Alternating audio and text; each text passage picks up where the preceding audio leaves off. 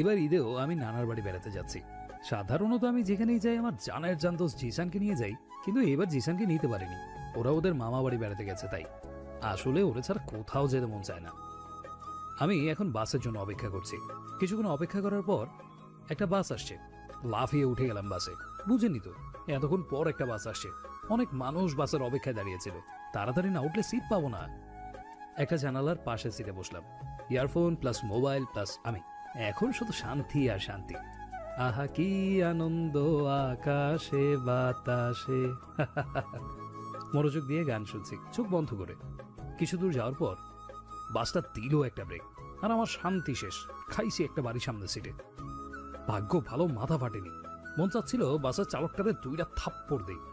আসলে চালকটা আমার চেনা ছিল তো, তাই আর কিছু বলিনি। বাস থেকে দেখছি অনেকেই নেমে গেছে। বাসটা এখন অনেকটাই খালি। আসলে এই বাসগুলো এইরকমই, এই খালি আবার এই মানুষ আর মানুষ। আবার আমি গান শুনে মনোযোগ দিলাম। বাস চলছে তার আপন গতিতে। কিছুক্ষণ পর বাসটা আবার একটা খুব জোরে ব্রেক ধরলো। এইবার আমার মাথা পুরো গরম হয়ে গেছে। মন চাইছে বাসের চালককে সিটে বসে আমি নিজে যাই চালাতে। উঠে যাচ্ছিলাম, এমন সময় একটা মেয়ে বাসে উঠে আমার দিকে আসছে।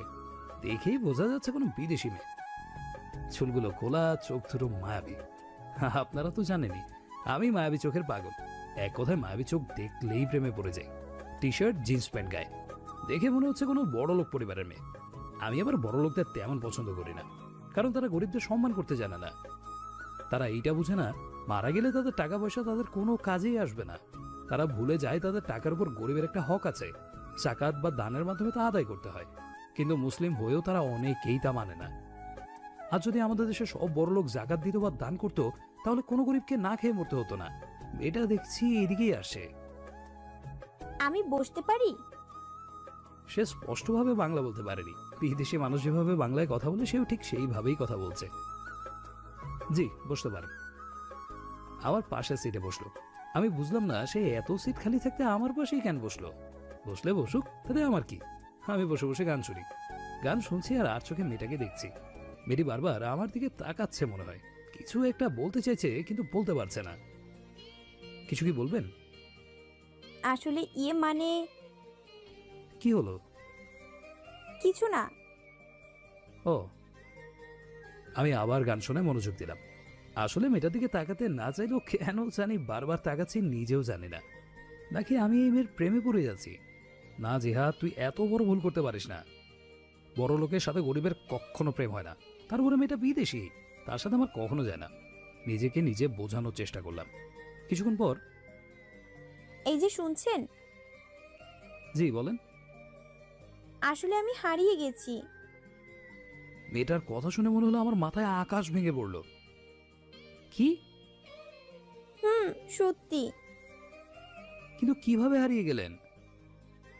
আসলে আমি আমেরিকায় থাকি। এইখানে আমার চাচার বাড়িতে বেড়াতে এসেছি। তো হারিয়ে গেলেন কিভাবে? আসলে আমার চাচাতো বোন এবং তার বান্ধবীদের সাথে শপিং করতে মার্কেটে আসছিলাম। কথা বলতে বলতে হাঁটছিলাম। আমার এমন সময় আমার একটা শাড়ির উপর চোখ যায়। খুব পছন্দ হয়েছে, তাই আমি শাড়িটা দেখছিলাম মনোযোগ দিয়ে। হঠাৎ পিছনে তাকিয়ে দেখি আমার চাচাতো বোন এবং তার বান্ধবীরা কেউ নেই। বিশ্বাস করেন, মেয়েটার কথা শুনে মন চাইছিল মেয়েটার বাসা থেকে ধাক্কা দিয়ে বাসায় কর্ণফুলী নদীতে ফেলে দিতে, নাইলে নিজেই ঝাঁপ দেই। আল্লাহ, তুমি আমার কপাল এই কেন এগুলো দাও? কপাল করে কটা বন্ধু পাইছি, কিছু মেন্টাল আর কিছু সেন্টিমেন্টাল। আর এখন কপাল করে একটা ক্রাশ পাইছি, এটাও দেখি। থাক, আর বললাম না। অনেক কষ্টে নিজের রাগটা ঠান্ডা করার চেষ্টা করছি, কিন্তু পারছি না। আরে আপনি জীবনে কোনোদিন শাড়ি দেখেন নাই যে চোখ ঢুকাই দিয়ে দেখতে হচ্ছে আপনার? খানিকটা ধমক দিয়ে বললাম। আমার ধমক শুনে সে একদম বাচ্চাদের মতো চেহারা করে ফেলেছে। আর একটু হলেই কান্না করে দিবে এমন অবস্থা। সত্যি এখন খুব কিউট লাগছে মেয়েটাকে। সরি, আমার শাড়ি খুব ভালো লাগে, তাই একটু। আচ্ছা, আপনি তাদের খুঁজেননি? অনেক খুঁজছি, কিন্তু কোথাও পাই নাই। তো আপনি এই বাসে কেন উঠেছেন? আসলে আমি তাদের খুঁজতে খুঁজতে শপিং মল থেকে বাইরে হয়ে যাই। রাস্তায় হাঁটছি, এমন সময় দেখলাম দুইটা ছেলে আমার পিছু নিয়েছে, তাই আমি ভয়ে বাঁচে উঠে গেছি। ও, কিন্তু আপনি এত জায়গা থাকতে আমার পাশে এসে কেন বসলেন আর আমাকে এত কথা বললেন? এখন আমি যদি আপনার কোনো ক্ষতি করে দিই? আসলে আপনাকে দেখে আমার ওরকম মনে হয়নি। কিরকম? মানে আপনাকে দেখে আমার মনে হচ্ছে আপনি খুব ভালো। তাই নাকি? হুম। কারো চেহারাতে লেগে থাকে নাকি সে ভালো নাকি খারাপ? তা তো লেখা থাকে না, কিন্তু আমার কেন জানি মনে হচ্ছে আপনাকে বিশ্বাস করতে। আর তাছাড়া আমার আর কোনো উপায় নেই। এত রাতে আমি আর কোথায় থাকবো? তাও ঠিক, রাত এখন 9টা বাজে। একা একটা মেয়ে যাবে কোথায়? তাকে সাহায্য করাটা আমার কর্তব্য। যে কোনো মূল্যেই তাকে আমার সাহায্য করতে হবে। আর তার মনে আমার প্রতি যে বিশ্বাসটা কিভাবে নষ্ট করব? আমি মনে মনে ভাবলাম, আচ্ছা আপনাকে আমি সাহায্য করব, আপনি আমায় পুরোপুরি বিশ্বাস করতে পারেন। বিশ্বাস করছি তাই তো আপনার সব কিছু বললাম। আচ্ছা আপনার কাছে মোবাইল নেই? আছে, কিন্তু বাংলাদেশি সিম ছিল না, তাই চাচার বাসায় রেখে আসছি। ও আচ্ছা, আপনার কোনো নাম্বার মুখস্থ নেই? একটা আছে, কিন্তু ওইটা বাড়ির নাম্বার। আসলে আমেরিকায় আমাদের 2টা বাড়ি আছে, ওইটায় তেমন কেউ যায় না। আচ্ছা ওইটাই দিন, বারবার চেষ্টা করবো যদি কেউ ধরে। সে নাম্বার দিল, আমি কল দিলাম, রিং হচ্ছে কিন্তু কেউ ধরছে না। আচ্ছা পরে দিয়েন, মনে হয় কেউ নাই, তাহলে এতক্ষণ ফোন রিসিভ করতো। কল কেটে দিলাম। আচ্ছা আপনার নামটাই তো জানা হলো না। আমার নাম জাকিয়া চৌধুরী। আপনার? জাহিদুল ইসলাম জিহাদ। আরে আমাদের দুজনের নামের তো খুব মিল, জিহাদ জাকিয়া। হুম। তারপর কিছুক্ষণ নীরবতা। আচ্ছা আপনি কোথা থেকে কোথায় যাচ্ছেন? আসলে আমি গ্রামে থাকি, এবার ঈদে শহরে আমার আন্টিদের বাড়ি বেড়াতে যাচ্ছি। ও। হুম বলে আবার গান শুনে মন দিলাম। কিছুক্ষণ পর আমি তার দিকে আর চোখে তাকালাম। সে এক মনে আমার দিকে তাকিয়ে আছে। তাকে এইভাবে তাকিয়ে থাকতে দেখে আমার খুব লজ্জা লাগছিল। এইভাবে কি দেখছেন? সে আমার কথা শুনে চমকে উঠে আমার দিক থেকে তার দৃষ্টি সরিয়ে নিয়েছে। কই কিছু না তো। আচ্ছা আপনি মোবাইল ছাড়া কিভাবে থাকেন? আমি তো মোবাইল ছাড়া 1 মিনিটও থাকতে পারি না। আসলে আমারও মোবাইল ছাড়া ভালো লাগে না, আর আপনি তো একা একা বসে গান শুনছেন, তো আমি আর কি করব? আসলেই তো আমি এটা বোকার মতো কাজ করেছি। তাকে একা ছাড়া উচিত হয়নি আমার। আমি মনে মনে ভাবলাম, মোবাইল ছাড়া তো আমার 1 মিনিটকে 60 সেকেন্ডের মতো লাগে। আমার কথা শুনে সে হাসতে হাসতে শেষ। আসলে মানুষকে হাসাতে আমার খুব ভালো লাগে। আমার মনে হাজার কষ্ট থাকলেও আমি মানুষকে হাসাতে চেষ্টা করি। তাদের সেই হাসি দেখে নিজের কষ্টটা দূর করার চেষ্টা করি। মেয়েটাকে হাসলে খুব মায়াবী লাগে। তাহলে কি আমি তার প্রেমে পড়ে যাচ্ছি? না, তা কখনো হতে দেওয়া যাবে না। তার সাথে আমাকে কখনো মানাবে না। আপনি তো খুব মজার কথা বলেন। থ্যাঙ্কস। ওয়েলকাম। আচ্ছা আমার একটা কথা রাখবেন? কথাটা সে এত সুন্দর করে বলছে, দেখে মনে হচ্ছে কোনো ছোট্ট বাচ্চা। পুরোটাই মায়া মেয়েটার ভেতর, যা আমাকে তার প্রতি দুর্বল করে দিচ্ছে। তার প্রেমে পড়ে যাচ্ছে আমি বারবার। এখন সে যদি আমার কাছে আমার কলিজাটাও চায়, আমি হাসি মুখে তাকে সেইটা দিয়ে দিতে পারবো। হা হা, আমি কি বোকা দেখলেন? সহজেই মানুষের কথাই গলে যায়, তাই সবাই সহজেই কষ্ট দিতে পারে। কিছু বলছেন না কেন? তার কথায় আমার হুঁশ ফিরল। বলেন, ইনশাল্লাহ রাখার চেষ্টা করব। আমরা কি বন্ধু হতে পারি? আসলে আপনাকে আর আপনি আপনি বলতে ভালো লাগছে না। প্লিজ না বলবেন না, please please please. Okay, we are now friends. তো এখন আপনি আপনি না বলে কি তুই তুই করে বলবেন? আরে না, তুই করে বলবো না। আপনি আমার বড়, আপনি আমাকে তুই করে বলতে পারেন, কিন্তু আমি আপনাকে তুমি করে বলবো। ওকে, আমিও আপনাকে তুমি করে বলবো। বাবা, আপনাদের এখানে কত ভেজাল! তুই তুমি আপনি। আমাদের ওইখানে তো শুধু ইউ বললে সবাইকে সম্বোধন করে। তা ঠিক, আমাদের বাংলা ভাষায় সর্বনামের সংখ্যা বেশি, কিন্তু এইটাই একমাত্র ভাষা যা দিয়ে খুব সহজেই মনোভাব প্রকাশ করা যায়। আর এই ভাষায় কবিতা, গল্প, উপন্যাস লিখেছেন কাজী নজরুল ইসলাম, রবীন্দ্রনাথ ঠাকুরের মতো বিখ্যাত ব্যক্তিগণ। মাইকেল মধুসূদন দত্ত এক সময় বিভিন্ন ভাষায় গল্প লিখেছেন, কিন্তু পরে তিনি বুঝতে পেরেছেন বাংলা ভাষার মতো সুন্দর এবং মধুর ভাষা পৃথিবীর বুকে আর নেই। তারপরে তিনি বাংলা লিখে খুব নাম কামিয়েছেন। আর তুমি জেনে অবাক হবে যে বাংলাই একমাত্র ভাষা যার জন্য লক্ষ কোটি বাঙালি হাসি মুখে নিজের প্রাণ দিয়েছে। আমি আমার মাতৃভাষাকে খুব ভালোবাসি। সব কথা আমি এক নিঃশ্বাসে চোখ বন্ধ করে বলে ফেললাম। আসলে বিদেশি মানুষের সামনে নিজের দেশের ভাষা নামে এত বড় ভাষণ দিয়ে এখন নিজেকে প্রধানমন্ত্রী মনে হচ্ছে। গর্বে আমার বুক ফুলে উঠেছে। সত্যি বাংলা ভাষা খুব সুন্দর একটি ভাষা। আমরা আমেরিকায় থাকলেও বাসায় আমরা সবাই বাংলায় কথা বলি। বাংলা ভাষাটা আমরা খুব ভালো লাগে। ও গুড। কথা বলতে বলতে আমরা বাস টার্মিনালে পৌঁছে গেলাম। এর মানে এই বাসটা এর চেয়ে বেশি আর যাবে না। আমি আগে নেমে কন্ট্রাক্টরের কাছে গিয়ে দুজনের ভাড়াটা দিলাম। চলো। চলো। আমরা দুজন বাস থেকে নামলাম। রাত তখন মাত্র 9:15। আসলে এটা শহর, এখানে রাত 9টা তেমন একটা রাত বলে মনে হয় না। এখনো চারিদিকে মানুষ আর মানুষ। আর আমরা বর্তমানে চট্টগ্রামের সবচেয়ে বড় বাস টার্মিনালে দাঁড়িয়ে আছি। এখানে চারিদিকে শুধু লোকের ভিড়। আর কিছুদিন পর ঈদ, তাই মানুষ তো হবেই। তাই আমি জাকিয়াকে নিয়ে একটা হোটেলে আসলাম। এদিকে আমার পকেটের অবস্থা খুব খারাপ, কিন্তু খুব খিদে লাগছে আমার। দুপুরবেলা ঘর থেকে খাবার খেয়ে বের হয়েছি। আসলে রাস্তায় জ্যাম ছিল, তাই এত সময় লাগছে। টাকাও তেমন আনি নাই, আর গাড়ি ভাড়াও একজনের থেকে দুইজনের দিতে হয়েছে। তার উপরে যদি এখন কিছু খাই তাহলে আন্টির বাসায় আর যেতে হবে না। আমি না হয় কিছু খেলাম না, কিন্তু মেয়েটাকে তো কিছু খাওয়াতে হবে। আমরা মধ্যবিত্তরা খিদের কষ্টের সাথে খুব সহজে মানিয়ে নিতে পারি, কিন্তু তারা বড়লোক মানুষ, খিদের কষ্টের সাথে তাদের পরিচয় নেই। তাই তাকে খাওয়ানোটা খুবই জরুরি। আমরা একটা ভালো হোটেলে ঢুকলাম। একজন ওয়েটার আসলো। স্যার কি খাবেন? জাগিয়া, তুমি কি খাবে বলো? আমার খিদে নেই। মিথ্যে বললাম। এখন যদি আমি কিছু খাই তাহলে আন্টির বাসায় যেতে পারবো না। জাকিয়া খাবারের অর্ডার দিল।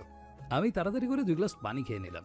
আন্টির বাসায় পৌঁছাতে আরও কিছু সময় লাগবে, তাই ওয়েটার খাবার নিয়ে আসলো। আমি সেদিকে না থেকে মোবাইল টিপছি, যাতে খাবার খেতে তার কোনো সমস্যা না হয়। হ্যাঁ করো। তার কথা শুনে আমি মনে হয় আকাশ থেকে পড়লাম। কি? হ্যাঁ করতে বলছি, কানে শুনো না? কিন্তু কেন? আমি তোমার মুখের ভিতর ঢোকার জন্য। আরে হ্যাঁ করো বলছি, হ্যাঁ করবে। কেন কেন করে আমার মাথা গরম করবে না, বলে দিলাম। আচ্ছা আচ্ছা, সরি, হ্যাঁ করছি।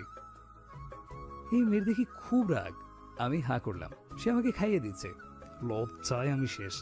আর তার চেয়ে বেশি লজ্জার বিষয় হলো রেস্টুরেন্ট ভর্তি মানুষ সবাই আমাদের দিকে তাকিয়ে আছে। হয়েছে, তুমি খাও, সবাই দেখছে। তো কি হয়েছে? তারা ভাববে তুমি আমার। বলতে গিয়েও আর বললাম না। বলো বলো। আমি তোমার কি জিএফ, তাই না? তাতে আমার কি? আমি কি কাউকে ভয় পাই? আর এই মেয়ের তো লজ্জাশরম বলতে কিছুই নাই। আর আমি বা এসব কি ভাবছি? সে তো বিদেশে থাকে, তাদের দেশে তো এগুলো স্বাভাবিক। নাও হ্যাঁ করো। থাক, তুমি খাও। হ্যাঁ করবে নাকি গ্লাস মেরে তোমার মাথা ফাটাই দিব? ভয়ে আমি শেষ, সাথে লজ্জায়। আসলে সে কথাটা এত জোরে চেঁচিয়ে বলেছে যে এখন সবাই আমাদের দিকে এলিয়েনের মতো তাকিয়ে আছে। হ্যাঁ করো। আমি তাড়াতাড়ি হা করলাম। সে খাইয়ে দিচ্ছে, আর বাকি সবাই আমাদের দিকে তাকিয়ে আছে। আসলে এখানে 2-1টা আমার পরিচিত বন্ধু ছিল যাদের আমি এতক্ষণ খেয়াল করি নাই। এখন দেখছি আমি তো এবার শেষ। আল্লাহ, উঠায় নাও। তারা আমাদের দিকে তাকিয়ে হাসছে। শুধু তারা না, মোটামুটি সবাই হাসাহাসি করছে। আর এদিকে জাকিয়া আমাকে এক মনে খাইয়ে যাচ্ছে, নিজে কিচ্ছু খাচ্ছে না। তুমি খাবে না? না, কেন? আমি নিজে হাতে খেতে পারি না। এই মেয়া বলে কি? নিজের হাতে বলে খেতে পারে না, আর এদিকে আমাকে ভয় দেখিয়ে খাওয়াচ্ছে। বুঝতে পারছি, আমার হাতে খাওয়ার ধান্দা। তুমি খাইয়ে দাও প্লিজ। যা ভাবছি ঠিক তাই। আমার হাতে খাওয়ার ধান্দা। কি আর করার, খাইয়ে দিলাম। যেই জিদ্দি মেয়ে, আবার না বলবে আমার মাথা ফাটাই দিবে। আমার তো এখনো বিয়ে হয়নি, যদি মাথা ফাটিয়ে দেয় তো আমাকে কে বিয়ে করবে? তাই ভয়ে খাইয়ে দিলাম তাকে। কিছুক্ষণ পর, আমি একটু আসছি। কই যাও? ওয়াশরুমে যাই। কেন, তুমি যাবে আমার সাথে? নাউজুবিল্লাহ, এমন করে কেন বলছো? আমি তো এমনি বলছি। সে কিছু না বলেই চলে গেল। আমি বসে বসে মোবাইল টিপছি। এমন সময় আমার বন্ধুগুলো আমার পাশে এসে বসলো। আমাদের খোকন ডায়েরি চ্যানেলের নতুন নতুন ভালোবাসার গল্প পেতে চ্যানেলটি সাবস্ক্রাইব করে বেল বাটনে ক্লিক করুন। কিরে জিহাদ, ভাবিকে পেয়ে আমাদের ভুলে গেলি? নে শুরু হয়েছে। এই ভয়ে আমি এদের সাথে এতক্ষণ কথা বলি নাই। আমার এবার ইজ্জত সম্মান সব শেষ। ওই বেটা, কে তোদের ভাবি? কেন ওই মেয়েটা? নাম কি রে বাবির? ওর নাম জাকিয়া, আর ও আমার জাস্ট ফ্রেন্ড। তা তো দেখছি, তুমি খাইয়ে দাও, আমি তোমাকে খাইয়ে দিচ্ছি। আহা, কি সুন্দর বন্ধুত্ব। আর কিছুদিন পর শুনবো বাবু তুমি না খেলে আমিও খাবো। ওর কথা শুনে সবাই হাসছে। হ্যাঁ রে জিহাদ, মেয়েটাকে দেখতে তো বিদেশি মনে হচ্ছে। ও বিদেশে থাকে, এখানে বেড়াতে আসছে। তোরা তার সামনে এরকম উল্টাপাল্টা কথা বলিস না। আচ্ছা, বলবো না। গুড, কিন্তু তোরা এখানে কেন আসছস? আমার মামা ঢাকা থেকে আসবে, তাই তার জন্য অপেক্ষা করছি। ও, তো তোরা কেমন আছিস? ভালো আছি, তুই কেমন আছিস? আলহামদুলিল্লাহ ভালো আছি রে। কথা বলতে বলতে জাকিয়া চলে এলো। জাকিয়া, এরা আমার জানের জান বন্ধু। কেমন আছেন ভাইয়ারা? জি আপু, ভালো আছি। আপনি কেমন আছেন? ভালো। রিয়া, তোর মামা কি এখন আসবে নাকি আরো সময় লাগবে? অনেক সময় লাগবে। তোরা বাসা যা, আমরা পরে যাব। কাল সকালে দেখা হবে তোর সাথে। আমি একা হলে ওদের সাথে থেকে যেতাম, কিন্তু মেয়েটাকে নিয়ে তো আর বাইরে ঘোরা যাবে না, তাই চলে যেতে হবে। আচ্ছা যাব, কিন্তু তোরা তিনজন কেন? বাকিগুলো কই? আসলে আমি ছোট থেকেই শহরে বড় হয়েছি, তাই এখানে আমার অনেক ফ্রেন্ড আছে। আমাকে এখানে অনেকেই চেনে। আমি গ্রামে গেছি মাত্র কিছু বছর আগে। সবাই বাড়িতেই আছে, কাল সকালে সবাই বাহির হব। খুব গর্ব, তুই চলে আসিস সকালে। ওকে বাই, কাল দেখা হবে রে। বলেই খাবারের টাকা দিতে যাচ্ছে এমন সময়। কই যাও? খাবারের টাকা দিতে যাচ্ছি। আমি টাকা দিয়ে দিছি। কেন, আমি কি তোমাকে বলছি টাকা দিতে? কি ভাবছো তুমি? তুমিই চালাক, আমি কিছুই বুঝি না। তোমার পকেটে যে টাকা নাই সেটা আমি খেয়াল করছি। যখন তুমি বাস কন্ট্রাক্টরকে টাকা দিছো তখনই। তোমার পেটে খিদা থেকেও নিজে না খেয়ে তুমি আমাকে খাইয়েছো, আর নিজে পানি খাচ্ছো। আমি কি সেটা বুঝি না? কিন্তু আর কোনো কিন্তু না, চুপচাপ চলো বলছি। আচ্ছা, কিন্তু চুপ। আমি আর কোনো কথা না বলে চুপচাপ হাঁটা ধরলাম। এই মেয়ের সাথে তর্ক করে কোনো লাভ নেই। একটু রাগী হলো, কিন্তু মেয়েটার মন থেকে খুব ভালো। আমরা রেস্টুরেন্ট থেকে বাইরে চলে আসলাম। এখানে ভালো মোবাইলের দোকান পাওয়া যাবে? সামনে একটা খুব ভালো মার্কেট আছে, ওখানে ভালো ভালো মোবাইল পাওয়া যায়। কেন, তুমি মোবাইল কিনবে নাকি? হুম। চলো। তাকে নিয়ে একটা খুব ভালো মোবাইলের দোকানে ঢুকলাম। আসেন স্যার, কি ধরনের মোবাইল দেখাবো? তাকিয়া, তুমি দেখো তোমার কি ধরনের মোবাইল প্রয়োজন। ভাইয়া, নতুন এবং খুব ভালো মোবাইল দেখান। Okay ma'am. তারপর তিনি রিয়েলমি 6 প্রো মোবাইলটা দেখিয়ে, ম্যাম, এই মোবাইলটা মার্কেটে নতুন, আপনি নিতে পারেন। আপনার কোন কালার লাগবে চয়েস করে নিন। তুমি চুজ করো কোন কালারটা নিব। আমি কেন? তোমার মোবাইল তুমি চয়েস করো। বেশি কথা বলো না, চুপচাপ চয়েস করতে বলছি, করো। আচ্ছা ভাইয়া, ব্লু কালারটা নাও, এটা খুব সুন্দর। ওকে, তাহলে আপনি ব্লু কালারটা প্যাক করে দিন। কিন্তু দাম কত? স্যার, মাত্র 33,000 টাকা। দাম শুনে আমি মৃদু স্ট্রোক করে ফেলছি। 33,000 টাকা! আবার বলে কিনা মাত্র। মন চাইছিল বেটারে 2টা থাপ্পড় দিই। তাকে কিছু বলতে যাব তার আগে ওকে ভাইয়া, প্যাক করে দিন। তার কথা শুনে আমি বেহুশ। আর এই মেয়ে তো দেখি পানির মতো টাকা উড়াই দেখছি। মোবাইলটা নিয়ে চলে আসি এমন সময়। এই দাঁড়াও। কেন? শুধু শুধু মোবাইল কিনছি নাকি? গান লাগবে না? তা ঠিক, চলো গান লোড করে নিই। আচ্ছা, কার গান নেই বলো তো? এখন কার গান নিতে হবে তাও আমাকে বলে দিতে হবে নাকি? কেন, বললে কোনো সমস্যা হবে নাকি তোমার? আরে এই মেয়ে তো দেখি কথায় কথায় রাগ করে। আমি মনে মনে ভাবলাম, আরে রাগ করো কেন, বলছি, আগে বলো ইংলিশ গান নিবে নাকি হিন্দি নাকি বাংলা? তিনটাই লাগবে। ওকে, ইংলিশ গানে আমার পছন্দের গায়ক হলো জাস্টিন বিবার, আর হিন্দি গানে নেহা কাক্কার, আতিফ আসলাম আর অরিজিৎ সিং। আর বাংলা গানে? এন্ড্রু কিশোর, মিনা আর আয়ুব বাচ্চু, এদের গানই খুব ভালো লাগে। তাহলে আমিও এদের গানই শুনবো। তুমি তাহলে এদের গানগুলোই নাও। তারপর গান লোড করে চলে এলাম দোকান থেকে। আমি এটা বুঝতে পারছি না, এই মেয়েটা সব আমার পছন্দের জিনিসই কেন নিচ্ছে? তার কি কোনো চয়েস নাই নাকি? কিছু জিজ্ঞেসও করতে পারি না, কথায় কথায় রাগ করে। কথা বলতে বলতে পৌঁছে গেলাম রাস্তায়। কই, তোমার আন্টি বাসায় কখন যাব? আরো কিছু সময় লাগবে, এখন একটা বাসে উঠবো। কি, আবার বাস? না না, আর বাসে উঠতে পারবো না, খুব কষ্ট বাসে। তোমরা কিভাবে বাসে চড়ো? আমার তো অবস্থা খারাপ। ওর কথা শুনে আমার খুব হাসি পাচ্ছে। অনেক কষ্টে হাসিটা আটকে রাখছি ভয়ে। এখন যদি হাসি, ও আবার আমার নাক ফাটায় দিবে। আর কোনো পথ নেই? আছে, কিন্তু কিন্তু কি? আমরা সিএনজিতে করেও যেতে পারি, কিন্তু আমার পকেটে মাত্র 100 টাকা আছে, আর সিএনজি ভাড়া নেবে 200 থেকে 250 টাকা। ধুর, গাধা! তুমি আসলেই একটা গাধা। থ্যাঙ্কস। কেন? আমার প্রশংসা করার জন্য। আরে আমি, ধুর, তুমি আসলে একটা গাধা। আচ্ছা তুমি দাঁড়াও, আমি সিএনজি নিয়ে আসি। বলেই হাঁটা শুরু করলাম। ওই, তুমি আমাকে একা ফেলে কোথায় যাও? দাঁড়াও, আমিও যাব। কেন, আমার মতো একটা গাধার সাথে কেন তুমি যাবে? খানিকটা অভিমানে সুরে কথাটা বললাম। এই, রাগ করছো নাকি আমার সাথে? আমি কোনো উত্তর না দিয়ে হাঁটছি। এই দাঁড়াও। আমি তার কোনো কথার উত্তর না দিয়ে হাঁটছি। সে আমার পেছন থেকে দৌড়িয়ে সামনে এসে দাঁড়ালো। কি হলো, সরো সামনে থেকে। না, সরবো না। কি করবে তুমি? আমি তাকে পাশ কাটিয়ে সরে যাচ্ছি, এমন সময় সে তার ঠোঁটের সাথে আমার ঠোঁট মিলিয়ে দিল। এরকম পরিস্থিতির জন্য আমি মোটেও প্রস্তুত ছিলাম না। আমি শুধু পাথরের মতো দাঁড়িয়ে আছি।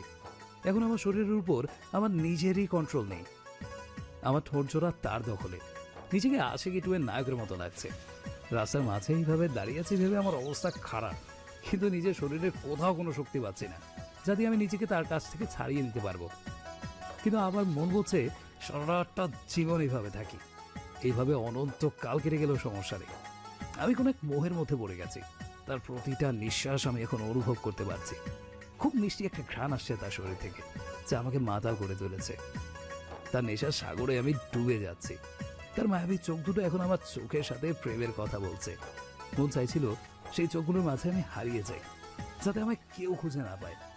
একটা অন্যরকম পরিবেশ সৃষ্টি হয়েছে চারপাশে। হঠাৎ সে আমাকে ছেড়ে দিয়ে জোরে জোরে নিঃশ্বাস নিচ্ছে। তার ঠোঁট জোড়ার বাঁধন থেকে ছাড়াবে, আমিও খুব জোরে জোরে নিঃশ্বাস নিচ্ছি। আর কিছুক্ষণ যদি সে আমাকে এইভাবে ধরে রাখতো, আমি দমবন্ধ হয়ে নিশ্চিত মারা যেতাম। কিন্তু আমার অবুঝ মনটা চাইছে এইভাবে সারাটা জীবন থাকতে। কি, এবার রাগ কমছে? এটা তুমি কি করলে? কেন বুঝো না? কি করছি? তোমার রাগ কমাইছি। তুমি আমার মতো একটা নিষ্পাপ ছেলেকে এইভাবে রাস্তার মাঝে? লিপ কিস করছি তো কি হয়েছে? আরেকবার করবে? আসো। না থাক, আর রাগ করবো না, মাফ করে দাও। এই মেয়ে তো দেখে আমার ইজ্জত সমান সব শেষ করে দেবে। আল্লাহ, তুমি উঠায় নাও, আমার আর বাঁচার ইচ্ছা নাই। Good boy. হইছে, এবার চলো। একটা সিএনজি নিয়ে রওনা দিলাম আন্টিদের বাসার উদ্দেশ্যে। গাড়িতে বসে আছি জ্যামের মধ্যে, কি করবো, বিরক্ত লাগছে। তাই মোবাইল বাই করে গান শুনবো ভাবলাম, কিন্তু লজ্জায় মোবাইলটাও বের করতে মন চাইছে না জাকির সামনে আসলে। তাকে মোবাইল নিয়ে 2-3টা লম্বা লম্বা লেকচার দিলাম, আর এখন সে আমার চেয়েও দামি মোবাইল নিয়েছে। শুধু দামি বললে হবে না, অনেক দামি।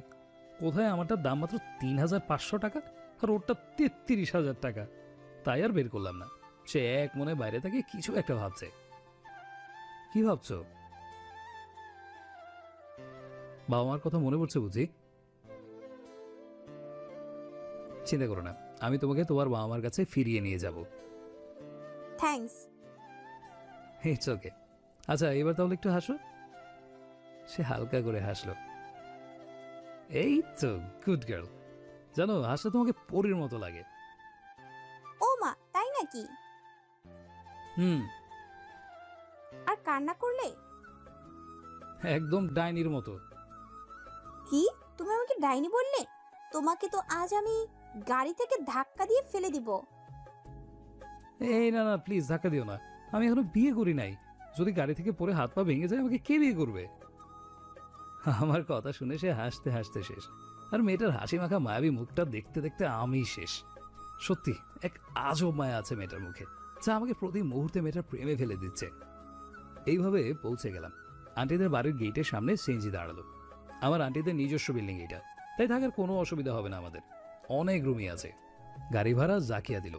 আমি আর কি বা করতে পারি, আমার কাছে তার কোনো উপায়ও নাই। আমরা এখন আন্টিদের বাসার দরজার সামনে। আমার মাথায় শুধু একটাই চিন্তা, আন্টিকে কি বলবো। আমি আন্টিকে এমনিতেও অনেক ভয় পাই। সাহস করে দোয়া দরুদ পরে কলিং বেলে চাপ দিলাম। কিছুক্ষণ পর আন্টি এসে দরজা খুলে দিল। আসসালামু আলাইকুম। ওয়ালাইকুম আসসালাম, কেমন আছিস? আসসালামু আলাইকুম। ওয়ালাইকুম আসসালাম।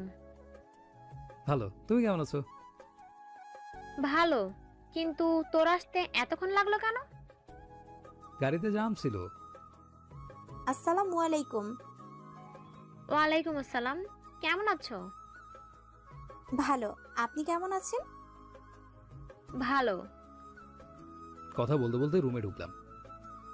তোর বোন কেমন আছে? ভালো। একটা সোফায় বসলাম। আন্টি এখনো জাকিয়ার ব্যাপারে কিছুই জিজ্ঞেস করেনি।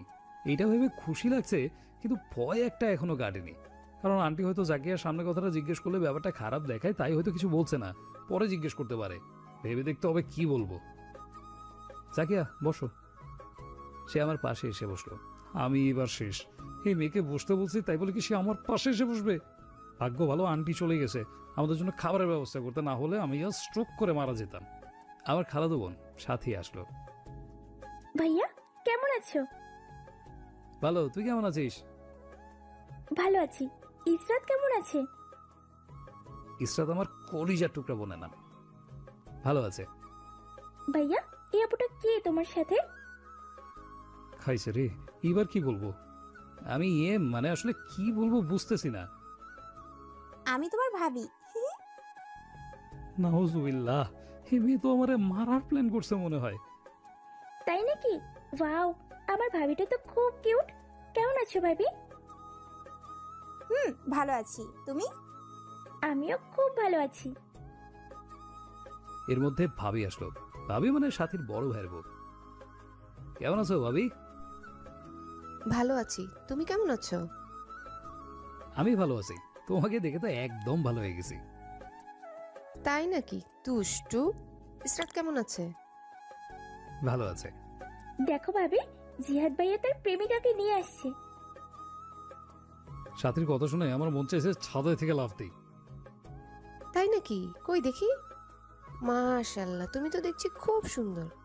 আমার দেবরের দেখি পছন্দ আছে। বাহ, কি কপাল নিয়ে দুনিয়াতে আসলাম। প্রেম না করে প্রেমিকা পাইলাম, আর বিয়ে না করে বউ। আমার কপালটাই কেন এমন? থ্যাঙ্কস ভাবি, আর তুমিও খুব সুন্দর। তাদের এই কথাগুলো শুনে আমি ওখান থেকে চলে আসলাম।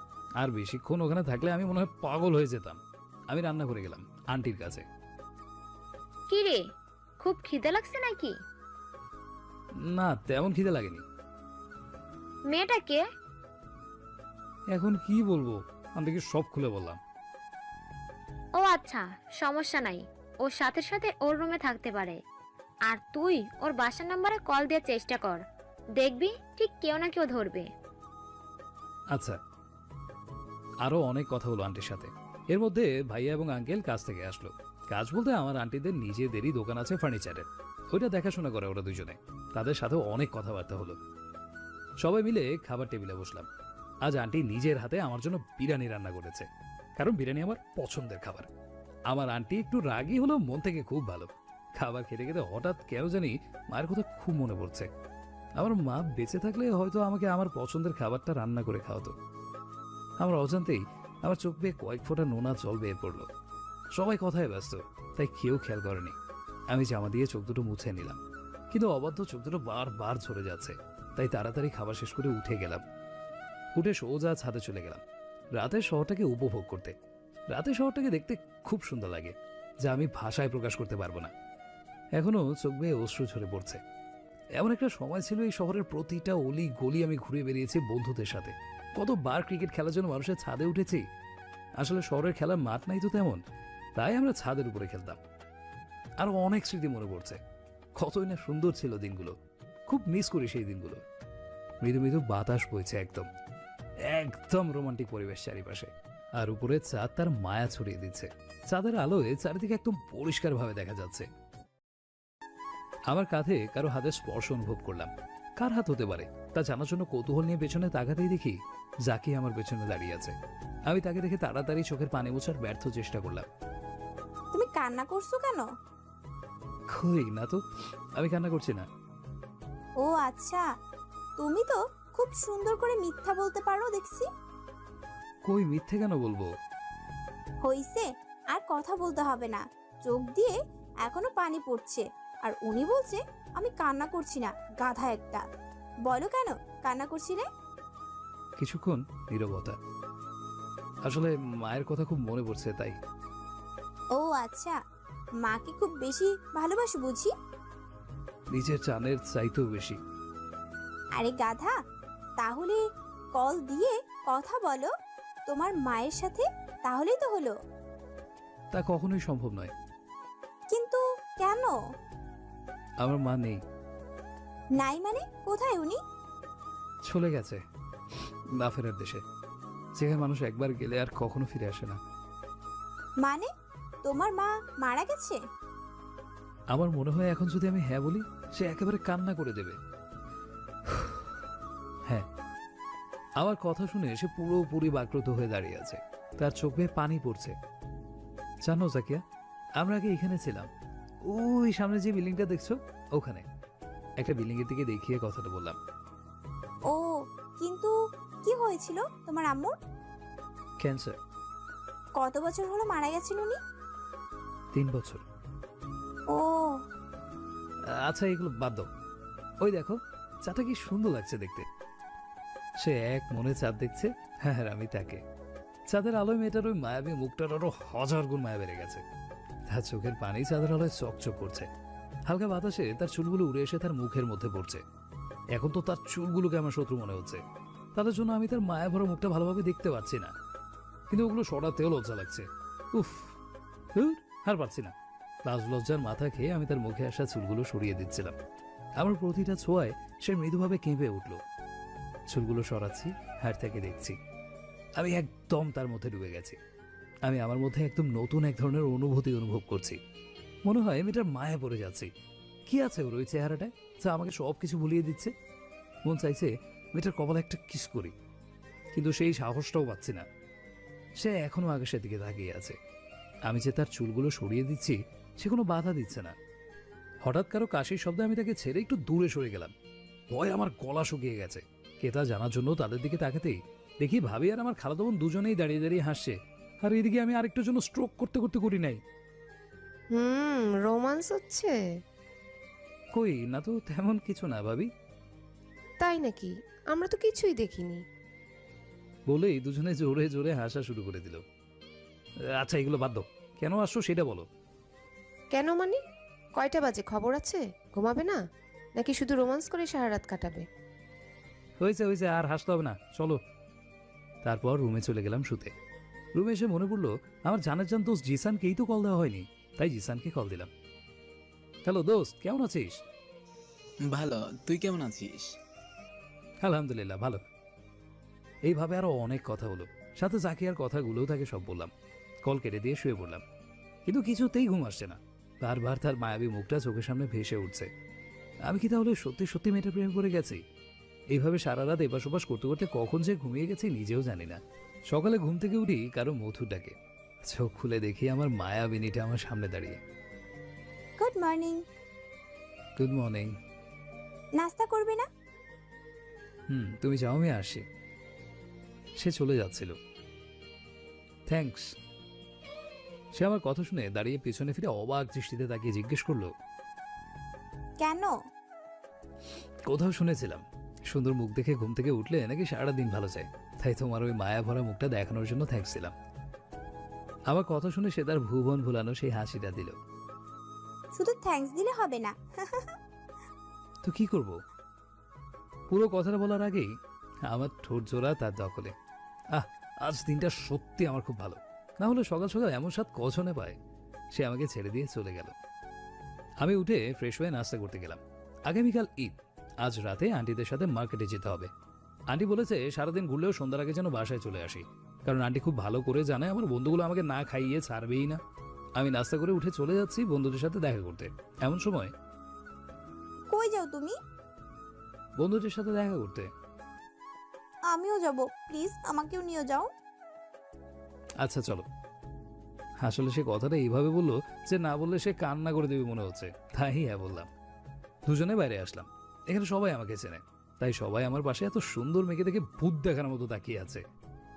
আর এমনিতেও স্টাইল দেখে যে কেউই বলে দিবে সে বিদেশি মেয়ে। আমি সবার সাথে কথা বলছি, ছোট থেকে এখানে বড় হয়েছি, সব আপন মানুষের মতো আমার জন্য। আমি পকেট থেকে মোবাইল বের করে ইয়াসিনকে কল দিলাম। হেই, তোরা কোথায়?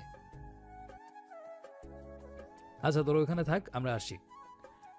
তোরা মানে তোর ভাবিও আসছে নাকি? আরে জাকিয়ার ব্যাপারে ও জানলো কি হবে? নিশ্চয়ই রিয়াজ, ফয়সাল আর রিজভী কাল রাতের কথাগুলো ওদের বলছে। কিরে কি হলো? আগে যাইনি, গেলেই দেখতে পারবি। আচ্ছা। কলটা কেটে চলে গেলাম বন্ধুরা যেখানে আছে সেখানে। গিয়েই সবাইকে জড়িয়ে ধরলাম। খুব মিস করছি সবাইকে। আমার কান্না চলে আসছে তাদের সাথে অনেকদিন পর দেখা হয়ে। ওই তুই কান্না করিস কেন? এতদিন পর দেখা হলো আর তুই কান্না করছিস? গাধা একটা। তাই নাকি? তাহলে তোদের চোখে পানি কেন? আসলে আমরাও তোমাকে খুব মিস করছি দোস্ত। মনে আছে আমরা দুজন সারাদিন গেমসের দোকানে গিয়ে বসে থাকতাম? মনে থাকবে না কেন? একবার তোর আব্বু তোর যেই মাইট দিছে গেমসের দোকানে যাওয়ার জন্য, আমার কথা শুনে সবাই হাসতে হাসতে শেষ। এই, তুমি তো বন্ধুদের পেয়ে আমাকে ভুলে গেলে। ও সরি। আমি আর কিছু বলার আগে, ভাবি কেমন আছেন? ভালো, আপনারা কেমন আছেন? ভালো। এ এমন ভাবে কথা বলছে যেন আমার সত্যিকারের বিয়ে করাবো। এই তোরা ভাবি ভাবি করছিস কেন? তোদের ভাবি কে? কেন? আমি ওদের ভাবি কেন? তোমার কোনো সমস্যা আছে? আরে বেটা, ভাবিকে ভাবি বলবো না তো কি বলবো? আর এত কিউট একটা ভাবি কয়জন পায়? ঠিক আছে ভাইয়া, কিন্তু এই গাধাটা তো সেটা বুঝে না। ঠিক বলছো ভাবি, এটা এমনিতেও গাধা। তোরা আমার বন্ধু হয়ে ওর পক্ষে বলছিস? যা, তোদের সাথে আর কথাই বলবো না। হয়েছে, আর ঢং করতে হবে না। আমরা জানি তুই আমাদের সাথে কথা না বলে 1 মিনিটও থাকতে পারবি না। আচ্ছা চল কোথাও ঘুরতে যাই, কিন্তু আজ বেশিক্ষণ থাকতে পারবো না। আন্টি সন্ধ্যার আগে বাসায় যেতে বলেছে, মার্কেটে যেতে হবে। চল আমাদের বাসায়, পাপিকে আজ সবার বাসায় নিয়ে যাব। তাই নাকি? সুইট ভাইয়ার আমার। 10টা না 20টা না, একটা মাত্র কিউট ভাবি। কি বলিস জিহাদ? আমি আর কি বলবো, সব তো তোরাই বলছিস।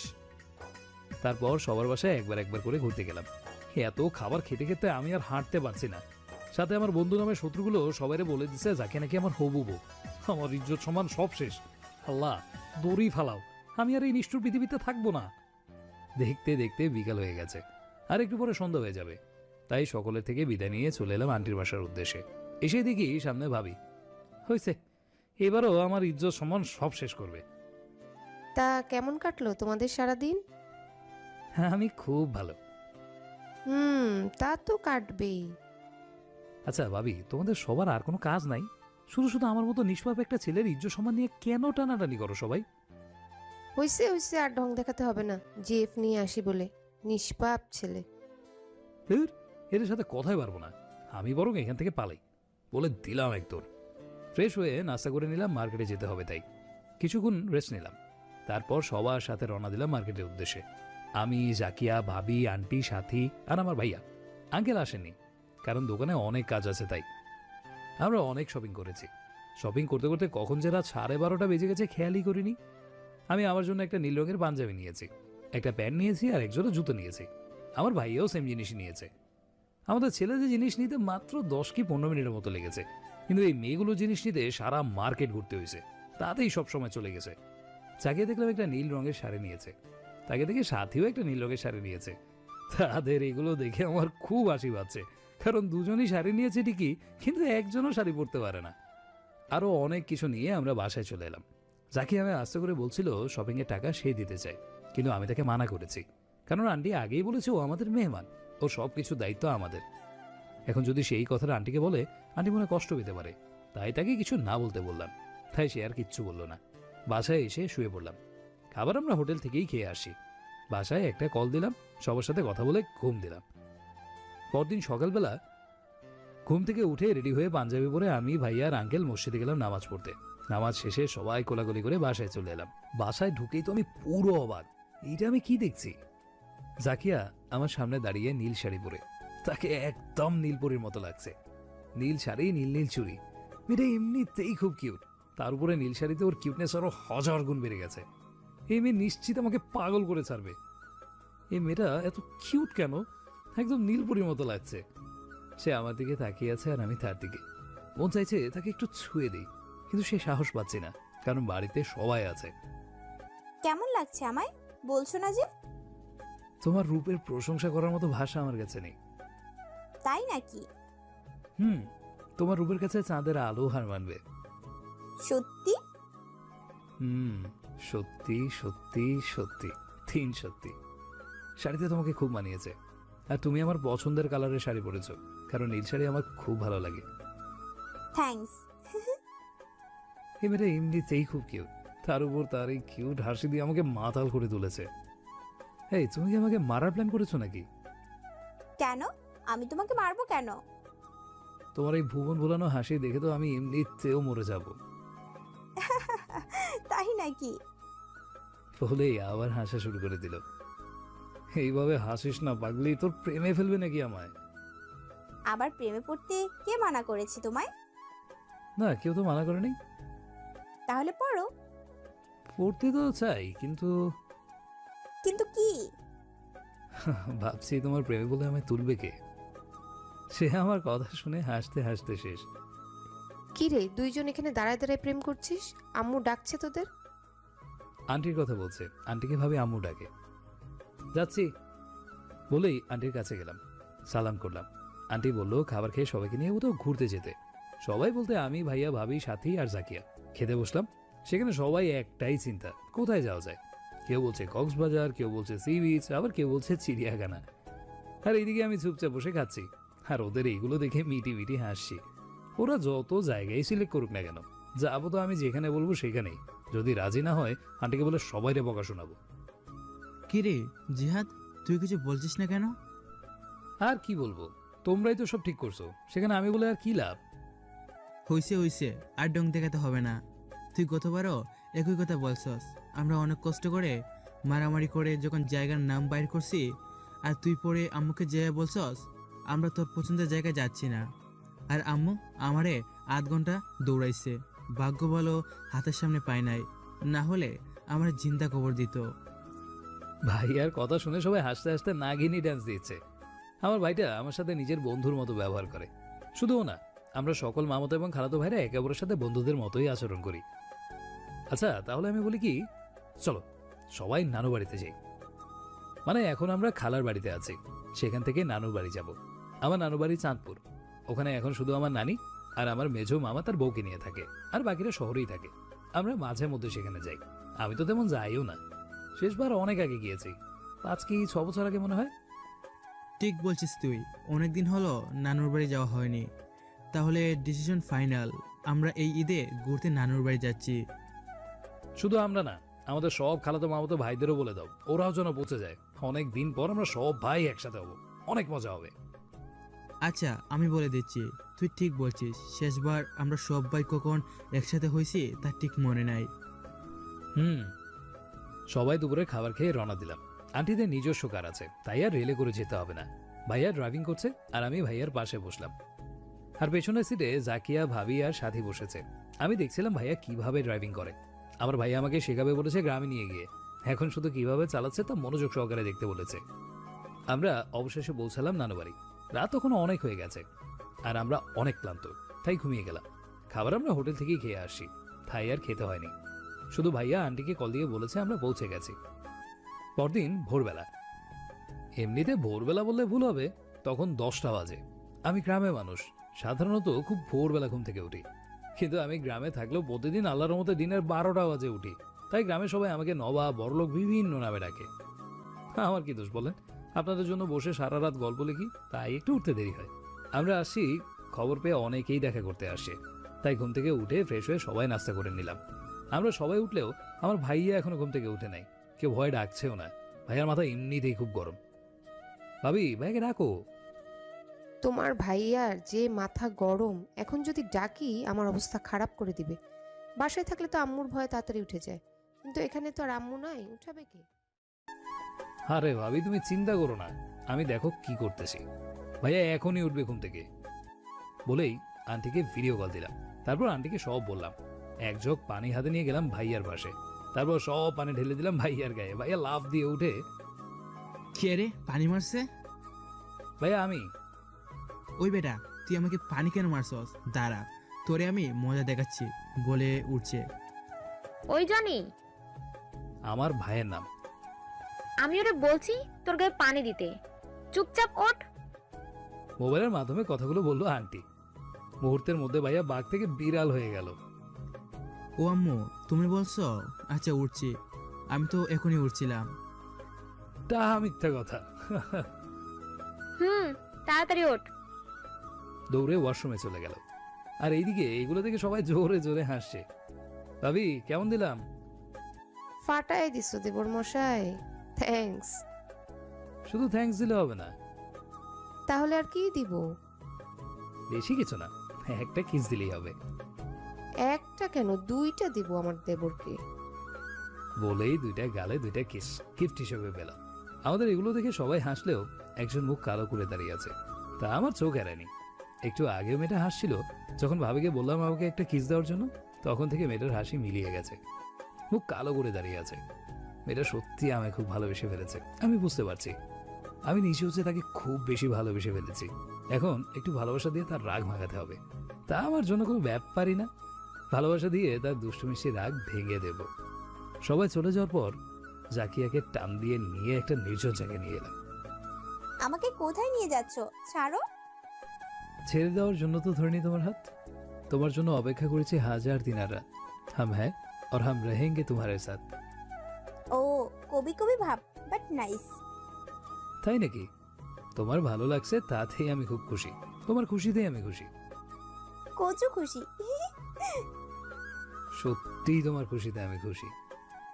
সত্যি সত্যি সত্যি সত্যি 3 সত্যি। এতক্ষণে মেয়েটার মুখে আবার হাসি ফিরে এসেছে। এই, বলো। আমাকে তোমার কেমন লাগে? একদম পেতনির মতো। ওকে একটু রাগানোর জন্য কথাটা বললাম। আমার কথা শুনে তার মুখটা আবার কালো হয়ে গেল, একদম কাঁদো কাঁদো অবস্থা। সে চলে যেতে পা বাড়ালো। আমি তার হাত ধরে টেনে আমার বুকের সাথে তাকে মিশিয়ে নিলাম। খুব শান্তি লাগছে, মনে হচ্ছে আমার কলিজাটাকেও আমার কাছে ফিরিয়ে দিয়েছে। সে এক অন্যরকম অনুভূতি, যা ভাষায় প্রকাশ করা যায় না। তার চোখের পানিতে আমার শার্ট ভিজে গেছে। আরে পাগলি, কান্না করো কেন? আমি তো দুষ্টামি করছিলাম, তোমাকে আমার খুব ভালো লাগে। তার কান্নার বেগ আরো বেড়ে গেল। তুমি আমাকে এত কষ্ট দাও কেন? আমি আবার কি করলাম? দূর। বলে আমার বুকে একটা কিল দিল। এভাবে মারছো কেন? ব্যথা পাবে তো সে। কে? কে আবার? আমার বুকের মধ্যে যার বাস। কে সে? কে আবার? আমার সামনে যে পরীটা দাঁড়িয়ে আছে সে। সত্যি? সত্যি। বলেই তাকে আরো শক্ত করে বুকের সাথে মিশিয়ে নিলাম। I love you. I love you too. সেও আমাকে খুব শক্ত করে জড়িয়ে ধরে আছে। হঠাৎ একসাথে অনেকগুলো হাতের তালির আওয়াজে আমরা দুজন দুজনকে ছেড়ে একটু দূরে সরে গেলাম। তাকাতেই দেখি আমার সব খালাতো মামাতো ভাই বোনেরা এবং ভাবি দুলা ভাইরা সবাই দাঁড়িয়ে আছে আর তালি দিচ্ছে। লজ্জায় আমি শেষ, লজ্জায় মাথা নিচু করে দাঁড়িয়ে আছি।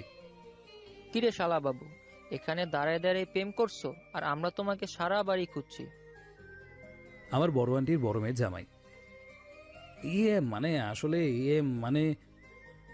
হইছে হইছে, আর কষ্ট করে কিছু বলতে হবে না, আমরা বুঝি। বড় আন্টির ছোট মেয়ের জামাই। আরে শালা বাবু, লজ্জা কিসের? আমরাই তো। দেখছস, আমার ভাইটা এমনিতে আমাদের দেখলে কত কথা বলতো, আর আজ আমাদের সাথে কথাও বলছে না। বড় আন্টির বড় মেয়ে। হ্যাঁ রে জিহাদ, তুই তো আগে আমাদের দেখলে দৌড়ে এসে সবাইকে জড়িয়ে ধরতি, আর আজ এত দূরে কেন? তুই তো আগের থেকে অনেক বদলে গেছিস। এটা বড় আন্টির বড় ছেলে। কে বলছে আমি বদলে গেছি? বলেই দৌড়ে গিয়ে সবাইকে একসাথে বুকের সাথে মিশিয়ে নিলাম, ঠিক যেমন ছোটবেলায় নিতাম। আজ অনেক বছর পর সবাই একসাথে, সবার চোখেই পানি। এত বছরে অনেক কিছু বদলে গেছে, শুধু বদলায়নি আমাদের ভাই বোনের ভালোবাসা। যদিও আমরা আপন ভাই বোন না, তবু আমাদের একে অপরের ভালোবাসা নিজের আপন ভাই বোনের থেকেও বেশি। সবার সাথে বিভিন্ন ধরনের কথা বলতে বলতে বাসায় যাচ্ছি। তা দেওর বাবু আমার, তোমার প্রেমিকাটা তো খুব কিউট। এটা হলো আমার বড় ভাইয়ের বউ, যার সাথে আপনাদের পরিচয় করিয়ে দেবো বলেছিলাম। এখন থেকে ওনাকে বড় ভাবি বলবো, আর যেটার সাথে আগে পরিচয় করেছি তাকে ছোট ভাবি, কারণ তিনি মেজু আন্টি ছেলের বউ। দেখতে হবে না কার প্রেমিকা। ঠিক বলেছো ভাবি, আমার ভাইয়ের বউটা খুবই কিউট। তা তোমার নাম কি আপু? জাকিয়াকে জিজ্ঞেস করলো কথাটা। জি, আমার নাম জাকিয়া চৌধুরী। তোমার নামটাও তোমার মতো কিউট। থ্যাঙ্কস আপু, আর তুমিও খুব কিউট। থ্যাঙ্কস। এইভাবে আরো অনেক হাসি দুষ্টামি করতে করতে বাসায় গেলাম।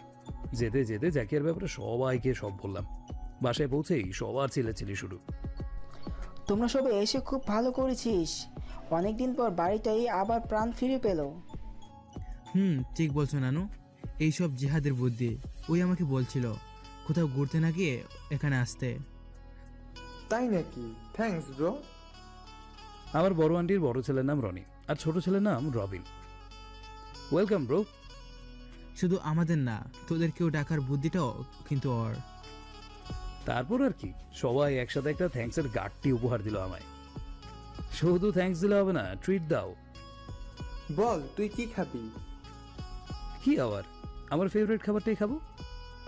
আর কিছু বলার আগেই সবাই একসাথে বিরিয়ানি বলে চেঁচিয়ে উঠলো, কারণ ওরা সবাই জানে আমার ফেভারিট খাবার একমাত্র বিরিয়ানি ছাড়া আর কিছুই হবে না। রাইট। ওকে, তাহলে আজ বিরিয়ানি রান্না হবে বাসায়। আমরা গিয়ে যা যা লাগে তা বাজার থেকে নিয়ে আসছি। ওকে। তারপর জনি ভাই আর রনি ভাই মিলে বাজারে গেল জিনিস আনতে। সাথে তাদের বলে দিয়েছি ক্রিকেট খেলার জন্য ব্যাট আর বল নিয়ে আসতে। অনেকদিন পর সবাই মিলে ক্রিকেট খেলবো।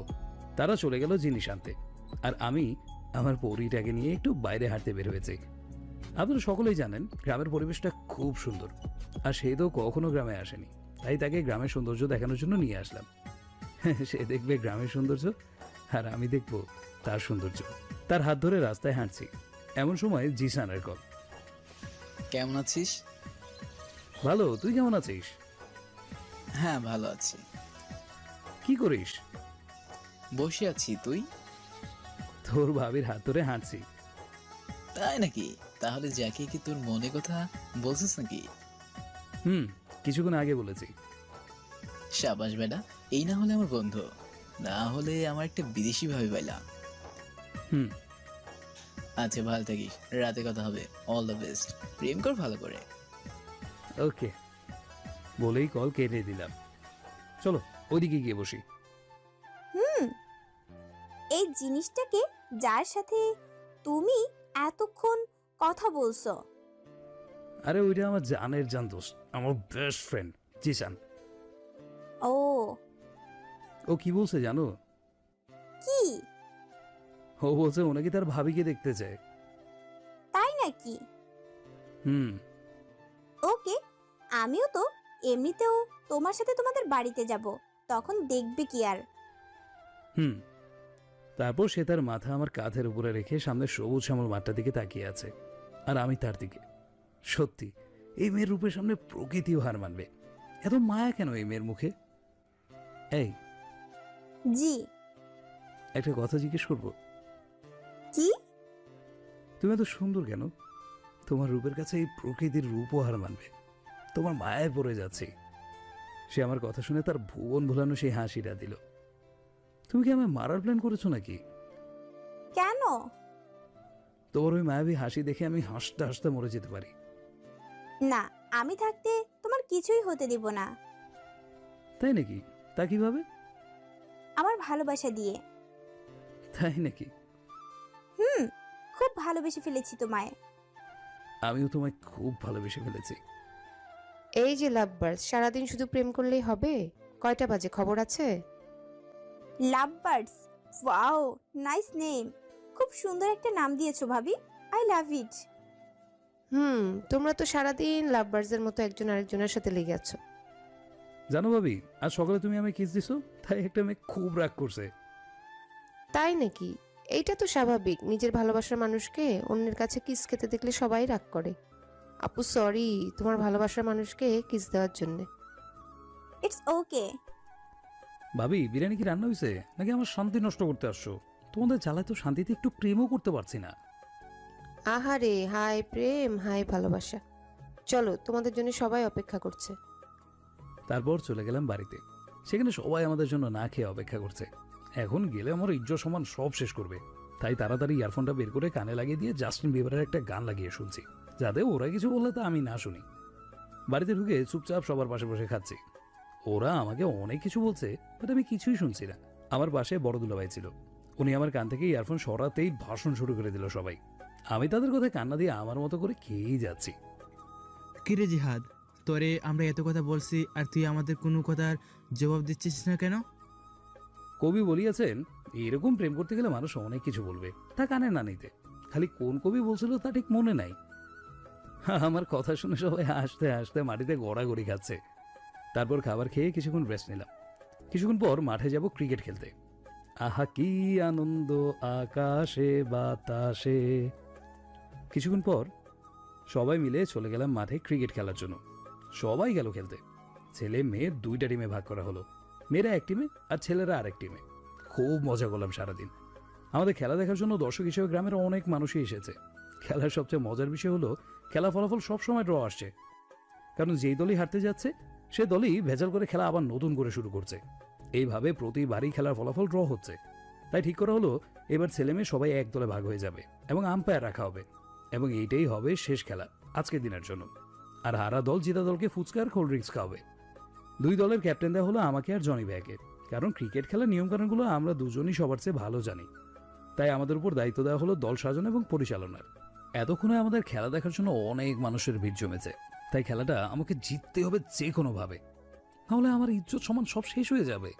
তাই সব ভালো ভালো খেলোয়াড়গুলো আমার দলে নিয়ে নিলাম। দুই একটা ভাইয়ার দলও পড়েছে, কিন্তু আমার দলেই বেশি ভালো খেলোয়াড়। আপনারা আবার ভাববেন না আমি একসাথে সব ভালো খেলোয়াড় নিজের দলে নিয়ে নিয়েছি। যারা ক্রিকেট খেলেন তারা হয়তো জানেন টিম সিলেকশন কিভাবে করে। আমি একজন খেলোয়াড়কে আমার দলে ডাকলাম, তারপর জনি ভাইয়া আরেকজনকে তার দলে ডাকলো। এইভাবে একবার আমি একবার ভাইয়া পালা করে সবাইকে নিয়ে নিলাম। গ্রামের কিছু ছেলেকেও নিয়েছি, যাতে প্রতিটা দল বড় হয়, কারণ মাঠটা অনেক বড়। আর ছেলেগুলো পিচ তৈরি করায় আমাদেরকে অনেক সাহায্য করেছে। আর আম্পায়ার রাখছি গ্রামের একজন মানুষকে, সম্পর্কে আমাদের চাচা হয় তিনি, খেলা সম্বন্ধে খুব ভালো বোঝে। দুইবার টস করা হলো। প্রথম টস হলো প্লেয়ার সিলেকশনের জন্য, সেটা আমি জিতেছি আলহামদুলিল্লাহ, এবং প্রথমেই নিয়ে নিয়েছি জাকিয়াকে, কারণ ওইটাই তো আমার লাক, আর লাক সাথে থাকলে তাকে কেউ হারাতে পারে না। তারপর একজন একজন করে সবাইকে নিয়ে নিলাম। এইবার ফাইনাল টস, এটা যে জিতবে সে বলবে সে কি নিতে চায়, ব্যাটিং না বোলিং। কিন্তু ভাগ্যগুণে ভাইয়া টসটা জিতে ব্যাটিং নিয়ে নিয়েছে। এতে আমাদের চ্যালেঞ্জটা একটু বেড়ে গেল, কারণ ওরা আলো থাকতে ব্যাটিং করে ফেলবে। আর খেলা কিন্তু 10 ওভার, তাহলে আমাদের সময় খানিকটা অন্ধকার হয়ে যাবে, তাদের ব্যাটসম্যানদের খুব কষ্ট হবে। তাই তাদের যত তাড়াতাড়ি সম্ভব অল আউট করতে হবে। এই কথাটা সবাইকে জানিয়ে দিলাম ছোট্ট একটা টিম মিটিং করে। Let's begin the match. আমাদের দলের সব ভালো বোলারদের দিয়ে বোলিং করালাম, ফলে ভাইয়াদের দলের প্রথম 5 জন ব্যাটসম্যান সহজেই আউট হয়ে গেল। কিন্তু এখন সবচেয়ে বড় সমস্যা হলো ভাইয়া নিজেই ব্যাটিংয়ে নেমেছে, আর আমার ভাইয়া কিন্তু খুব ভালো খেলোয়াড়। আর এইদিকে আমিও আর বোলিং করতে পারবো না, কারণ একজন বোলার মাত্র 3 ওভারের বেশি করতে পারবে না, আর আমি 3 ওভার করে ফেলেছি। আর এই 3 ওভারে আমি রান দিয়েছি 21 রান আর উইকেট নিয়েছি 3টা। আসলে আমি বোলার না, আমি তেমন বোলিং করি না, আমি ব্যাটসম্যান। কিন্তু এখানে বোলিং করেছি কারণ আমাদের দলে সবাই নাকি ব্যাটসম্যান, কেউ নাকি তেমন ভালো বোলিং পারে না। যাও 2 জন করতে রাজি হয়েছে, তারা দুজনেই তাদের প্রথম 2 ওভারে দিয়েছে 18 রান আর নিয়েছে মাত্র 1 উইকেট, আরেকটা রান আউট করা হয়েছে। বর্তমানে খেলার ফলাফল 5 উইকেটে 39 রান 5 ওভারে। এমনিতেই আমাদের অবস্থা খারাপ, তার উপর ভাইয়া ব্যাটিংয়ে নামছে, রান আরও বাড়বে মনে হচ্ছে। আর বলতে বলতে ভাইয়া তার হাতের জাদু দেখানো শুরু করে দিয়েছে। 2 জন বোলার কেউ ভাইয়ের হাত থেকে রক্ষা পায়নি। বর্তমানে খেলার ফলাফল 8 ওভারে 69 রান 5 উইকেটেই। বুঝতেই তো পারছেন আমাদের দলের বর্তমান অবস্থা একদম বাজেভাবে খারাপ। কিছু তো একটা করতে হবে, না হলে আমার ইজ্জত সম্মান সব শেষ হয়ে যাবে। আমাকে চিন্তা করতে দেখে আমার পাশে জাকিয়ে এসে বলল, কি হলো, কি ভাবছো? দেখছোই তো ওদের রান খুব বেশি হয়ে গেছে। এখন আমাদের জিততে হলে ভাইকে যে কোনো মূল্যে আউট করতে হবে, নাহলে আমরা হারবো। কিন্তু এইদিকে আমার দলের তেমন ভালো বোলারই নাই, আমারও 3 ওভার শেষ, নাহলে আমি কিছু একটা করতাম, কিন্তু তা করতে পারছি না। তো আজ মনে হয় হেরেই যাব। আমি কি একটু চেষ্টা করে দেখতে পারি? তুমি বোলিং করতে পারো? দেখোই না। আচ্ছা বলেই তার হাতে বল দিলাম। আমি আমার জায়গায় চলে এলাম। সে তার প্রথম বল করলো। প্রথম বলে ভাইয়া 2 রান নিল, দ্বিতীয় বলে ভাইয়া কোনো রান নিতে পারেনি, এবং তৃতীয় বলে ভাইয়াকে সে আউট করে দিল। আমি নিজের চোখে বিশ্বাস করতে পারছি না। খুশিতে আমি দৌড়ে গিয়ে তাকে জড়িয়ে ধরলাম। আমি কিছুক্ষণের জন্য ভুলেই গেলাম যে আমাদের চারপাশে মানুষের ভিড়। হঠাৎ মনে পড়তে তাকে ছেড়ে দিলাম, কিন্তু তাতে আর লাভ কি? যা দেখার সবাই দেখেই ফেললো। একদিকে খুব খুশি লাগছে, আবার অন্যদিকে খুব লজ্জাও লাগছে। তাদের নতুন ব্যাটসম্যান নামলো মাঠে। এইভাবে খেলা চলছে। 10 ওভার শেষে ভাইয়াদের সংগ্রহ 9 উইকেটে 75 রান। এবার আমাদের ব্যাটিং করার পালা। থ্যাঙ্কস। কেন? তুমি যদি ভাইকে আউট না করতে তাহলে আমাদের আরো বড় টার্গেট দিত ওরা। It's okay. তুমি এত বোলিং কোথা থেকে শিখলে? মাঝে মাঝে খেলি আর টিভিতে দেখতে দেখতে। ও, এবার আমাদের ব্যাটিং এর পালা। আমি মনে করেছি আমি ক্যাপ্টেন, তাই আমি আগে নামবো ব্যাটিংয়ে। কিন্তু বড় দুলুভাই বলেছে আমাকে নাকি সবার শেষে নামাবে, কারণ আমি নাকি একাই 3 ওভার করছি। তাই ভালো লাগে না। আমি সাধারণত চাপে থাকলে ভালো খেলতে পারি না। টেনশনের সময় তো আমার মাথায় একদমই কাজ করে না। আমি ফ্রি ভাবে খেলতে পছন্দ করি, যেমন 2-3 নাম্বারের পজিশনে নেমে 4 ছক্কা মারাটা আমার বেশি পছন্দ, কারণ আমার উপর তখন তেমন চাপ থাকে না। কিন্তু শেষে নামলে তো আমার অবস্থা খারাপ হয়ে যাবে। কিন্তু এখন এটা আমি এদেরকে কিভাবে বুঝাবো? আমি কিছু বলবোই না, খালি দেখবো ওরা আগে নেমে কি করে। আমি চুপচাপ বসে বসে দেখছি আমার দলের ব্যাটসম্যানদের অবস্থা। সবাই যাচ্ছে আর আসছে। আজ মনে হয় নিশ্চিত হারবো। বর্তমানে আমাদের দলের সংগ্রহ 5 ওভারে 30 রান 5 উইকেটে। এমন সময় বড় দুলুভাই নামলো ব্যাটিংয়ে। বড় দুলুভাই খুব ভালো ব্যাটসম্যান। সে তার হাতের জাদু দেখে আপাতত পরিস্থিতিটা কোনো রকম স্বাভাবিক করেছে। দেখে মনে হচ্ছে বড় দুলুভাই এইভাবে আর কিছুক্ষণ মাঠে থাকলে আমরা খুব সহজেই জিতবো। কিন্তু সেই আশাটাও আর রইল না। ভাইয়াও আউট হয়ে গেল। এবার আমি নিশ্চিত আমাকে পাঠাবে ব্যাটিংয়ে, কারণ এখন আর কোনো ব্যাটসম্যানই নাই। বর্তমান খেলার অবস্থা 8 ওভারে 55 রান 6 উইকেটে। আমাদের প্রয়োজন 12 বলে 20 রান। তেমন বেশি না হলেও এখন আমার এই রানটাই খুব বেশি লাগছে, কারণ আপনাদের তো বলছি আমি লাস্ট ব্যাটিংয়ে একদমই পারি না। তারপরে এত মানুষ দেখছে আমাদের খেলা, যদি হেরে যায় ইজ্জত সম্মান সব শেষ। আল্লাহকে ডাকতে ডাকতে ব্যাটিংয়ে গেলাম। আমি রানার প্রান্তে দাঁড়িয়ে, আর ওইদিকে ব্যাটিং প্রান্তে দাঁড়িয়ে আছে আমার মামাতো ভাই রিয়াদ। বয়সে আমার ছোট। বলার বোলিং করছে, কিন্তু কপাল খারাপ, রিয়াদ একটা বলও ভালো করে ব্যাটে লাগাতে পারছে না। এইভাবে আরো 1 ওভার চলে গেল। এবার ফাইনাল ওভারের খেলা। আমাদের প্রয়োজন 1 ওভারে 12 রান। আর ব্যাটিং প্রান্তে দাঁড়িয়ে আমি নিজেও বুঝতেছি না কি করব। এমন সময় জিসানকে খুব মিস করছি। ও থাকলে আমার একটা ভরসা থাকে। আমরা দুজনে মিলে অনেক খেলাই জিতিয়েছি। বোলার তার প্রথম বল করলো, আমি 2 রান নিলাম। তার পরের বলে 1 রান নিলাম। তারপরে বলে রিয়াদ 1 রান নিল। আর 3 বলে প্রয়োজন 8 রান। বোলার তার চতুর্থ বল করলো, আমি 2 রান নিলাম। এবার প্রয়োজন 2 বলে 6 রান। কি করব বুঝতেছি না। বোলার তার পঞ্চম বল করলো, কিন্তু দুঃখের বিষয় হলো আমি এই বলে কোনো রানই নিতে পারিনি। নিজের উপর খুব রাগ হচ্ছে। আমি কি করে এই বলটা মিস করলাম? এখন আমাদের জেতার জন্য প্রয়োজন 1 বলে 6 রান। কি করব বুঝতে পারছি না। কিন্তু একটা আশার বিষয় হলো ছেলেটা খুব জোরে বল করে, আর আমি জোরে বল খেলতে খুব বেশি ভালোবাসি, কারণ জোরে বলে ছক্কা মারা খুব সহজ। বোলার শেষ বলটি করার জন্য দৌড়ে আসে। আমি খুব জোরে ব্যাট চালালাম। শুধু এইটুকু শুনেছি ব্যাটে বল লেগেছে। তারপর কি হলো তা দেখার সাহস হলো না। ভয়ে চোখ বন্ধ করে নিলাম। হঠাৎ দুলাভাই আমাকে কাঁধের উপরে তুলে নিলেন। আমাদের দলের সবাই খুশিতে নাগিন ড্যান্স দিচ্ছে, আর ভাইদের দলের সবাই মুখ কালো করে দাঁড়িয়ে আছে। এইটা দেখে আমার আর বুঝতে বাকি রইল না যে আমরা জিতে গেছি। সবার সাথে আমিও নাগিন নাচ দেওয়া শুরু করলাম। এভাবে সারা রাস্তা ভাইয়াদের লজ্জা দিতে দিতে আসলাম। সাথে কোল্ড ড্রিঙ্কস ফুচকা তো আছেই। বাড়িতে এসে সবাই পুকুরে গোসল করতে গেলাম। ভাবলাম সবার সাথে সাঁতার প্রতিযোগিতা দেব, কিন্তু দুঃখের বিষয় হলো তারা কেউই নাকি সাঁতার জানে না। তাদের কথা শুনে আমি হাসতে হাসতে শেষ। তাহলে আর কি, আমি একাই সাঁতার কাটবো আর তারা বসে বসে দেখবে। পুকুর থেকে এসে সবাই নাস্তা করে নিলাম। রাতে জিসানকে সব কিছু বললাম। তারপর জাকিয়াকে নিয়ে বের হলাম চাঁদ দেখতে। কেন? ওয়েলকাম।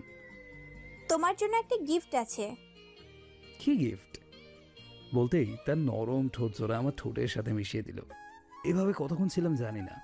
ও আমাকে ছেড়ে দিয়ে হাঁপাতে লাগলো। থ্যাঙ্কস এত সুন্দর এবং মিষ্টি একটা গিফট দেওয়ার জন্য। ওয়েলকাম। তাহলে তো তোমাকেও আমার গিফট দেওয়া উচিত। কেন, আমি আবার কি করলাম? কি আবার, তুমি যদি ভাইকে আউট না করতে তাহলে তো আমরা আজকে খেলাটা হেরেই যেতাম। যাকে আর কিছু বলার আগেই আমি তার ঠোঁট চোরা আমার দখলে নিয়ে নিলাম। এভাবে কতক্ষণ ছিলাম তা মনে নেই। কিছুক্ষণ পর তাকে ছেড়ে দিলাম। দুজনেই খুব জোরে জোরে শ্বাস নিচ্ছি। থ্যাঙ্কস গিফটটা দেওয়ার জন্য। তোমাকেও থ্যাঙ্কস। এরপর দুজনেই বাসায় চলে এলাম। এসে সে তার রুমে চলে গেল আর আমি আমার রুমে চলে এলাম। এসে একটা ঘুম দিলাম। পরদিন সকালবেলা সবাই ঘুম থেকে উঠে নাস্তা করে বের হলাম ঘুরে ঘুরে গ্রামের পরিবেশটা উপভোগ করতে। সবাই মিলে বের হতে জাকিয়ার হাতটা ধরতে পারছি না। ভালোই লাগে না, একটু শান্তিতে প্রেমও করতে পারছি না। আপনারাই বলেন, এখন প্রেম করতে না পারলে কখন করবো প্রেম? কি রে জিহাদ, তোর কি হয়েছে? মুখ কালো করে আছিস কেন?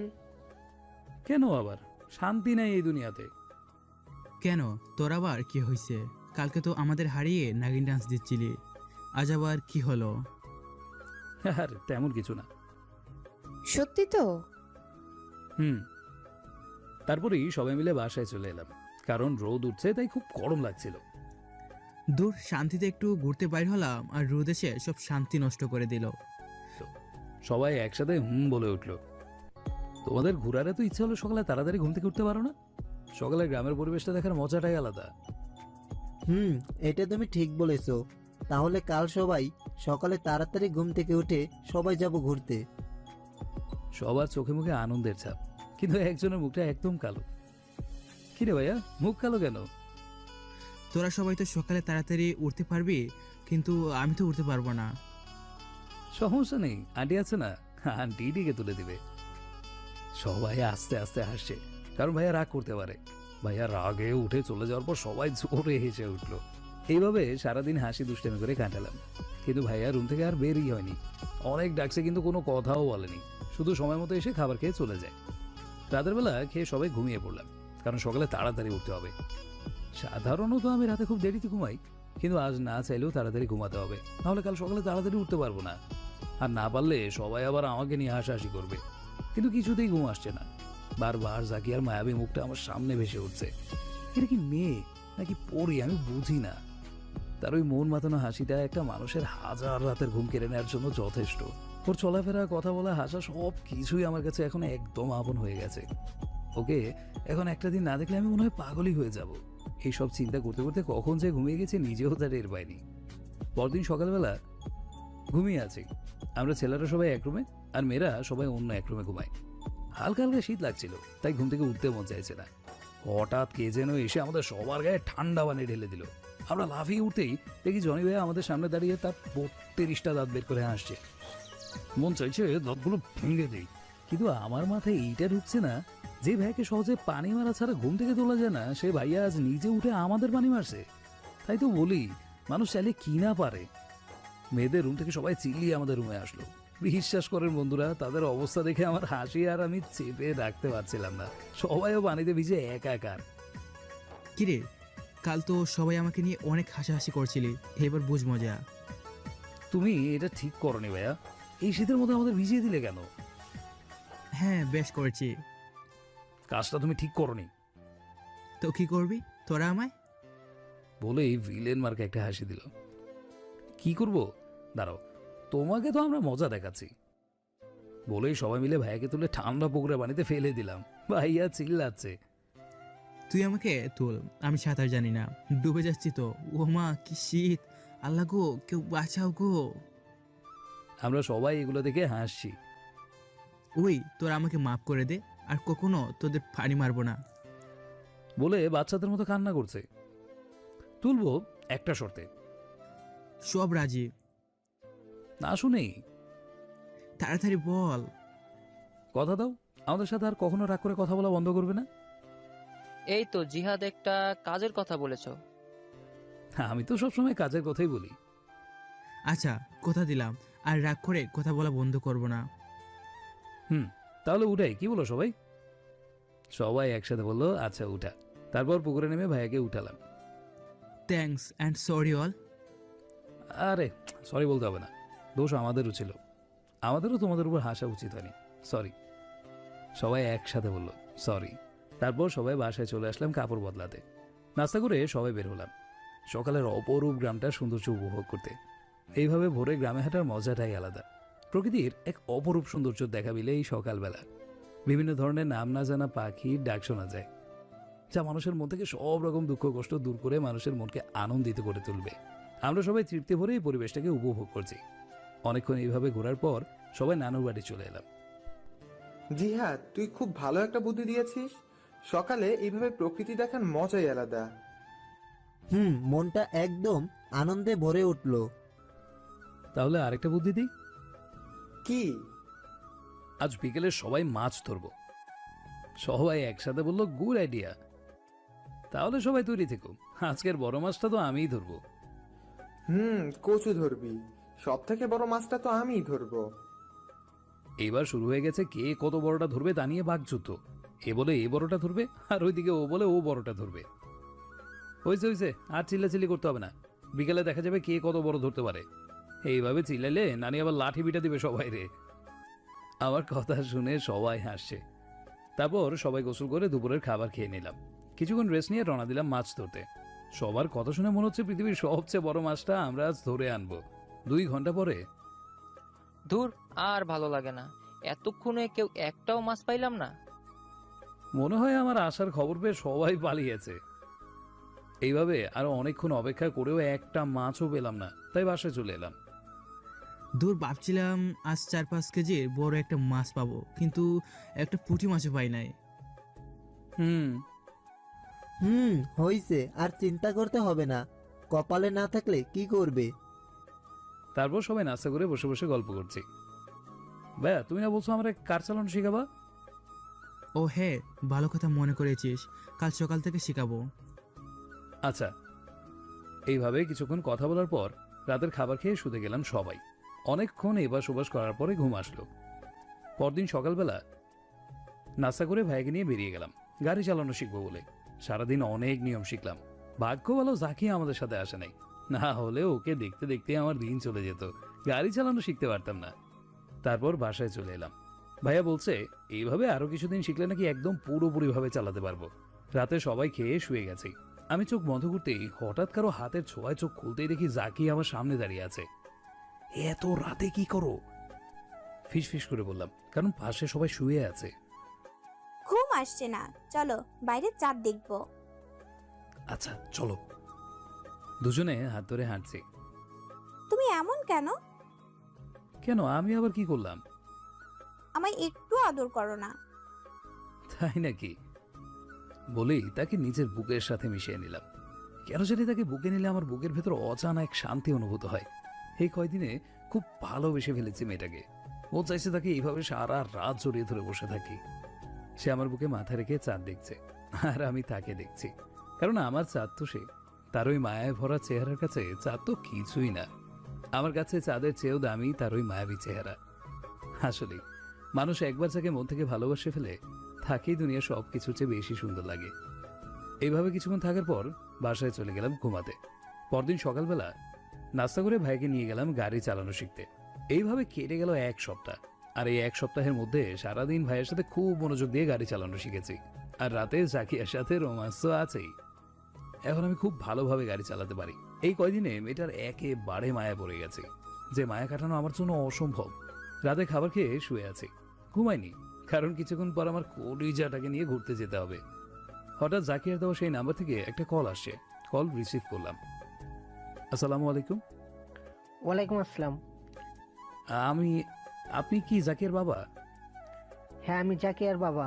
তুমি কে, আর জাকিয়াকে তুমি কিভাবে চেনো? তারপর তাকে সব খুলে বললাম। আমার কথা শুনে তিনি পুরো কান্না করে দিয়েছেন। আসলে কান্না করবেন নাই বা কেন, আদরের মেয়ে বলে কথা। আচ্ছা, আমি কাল আমার বাইকে তোমাদের ওখানে পাঠাচ্ছি ওকে আনতে। আর বাবা, তুমি আমার কত বড় উপকার করছো তা তুমি নিজেও জানো না। তোমাকে অনেক অনেক ধন্যবাদ। ধন্যবাদ বলার কি আছে, এটা তো আমার কর্তব্য। তারপরেও এই যুগে কে কার এত বড় উপকার করে? আচ্ছা, আমি কিছুদিনের মধ্যে বাংলাদেশে আসছি। তোমার যদি সময় থাকে একবার আমাদের এখানে এসো প্লিজ, তোমাকে আমি একটু দেখতে চাই। আচ্ছা, চেষ্টা করব। এসো প্লিজ, তোমার সাথে আমার কিছু কথা আছে। আচ্ছা, আসবো বলেই কল কেটে দিলাম। তাড়াতাড়ি গিয়ে জাকিয়াকে এই খুশির খবরটা জানাতে হবে। কিন্তু আমার কেন জানি খুব খারাপ লাগছে, কারণ ভালোবাসি তাকে। যদি সে হারিয়ে যায়, তাকে হারানোর ভয়ে আমার চোখ দিয়ে পানি পড়ছে। কিন্তু কি করব? ভাগ্যে লেখা থাকলে তাকে আমিই পাবো ইনশাল্লাহ। কিন্তু কিভাবে? তার আর আমার সাথে কখনো মিলবে না। কেন যে তাকে ভালোবাসতে গেলাম? আসলে আমারও কি দোষ? কখন কার কাকে ভালো লেগে যায় তা কেউই জানে না। এগুলো চিন্তা করতে করতে তার সাথে হাঁটছি। কি হলো, কি ভাবছেন? তোমাকে একটা খুশির খবর দেওয়ার আছে। ও, এইভাবে মুখ কালো করে মানুষ খুশির খবর দেয় বুঝি?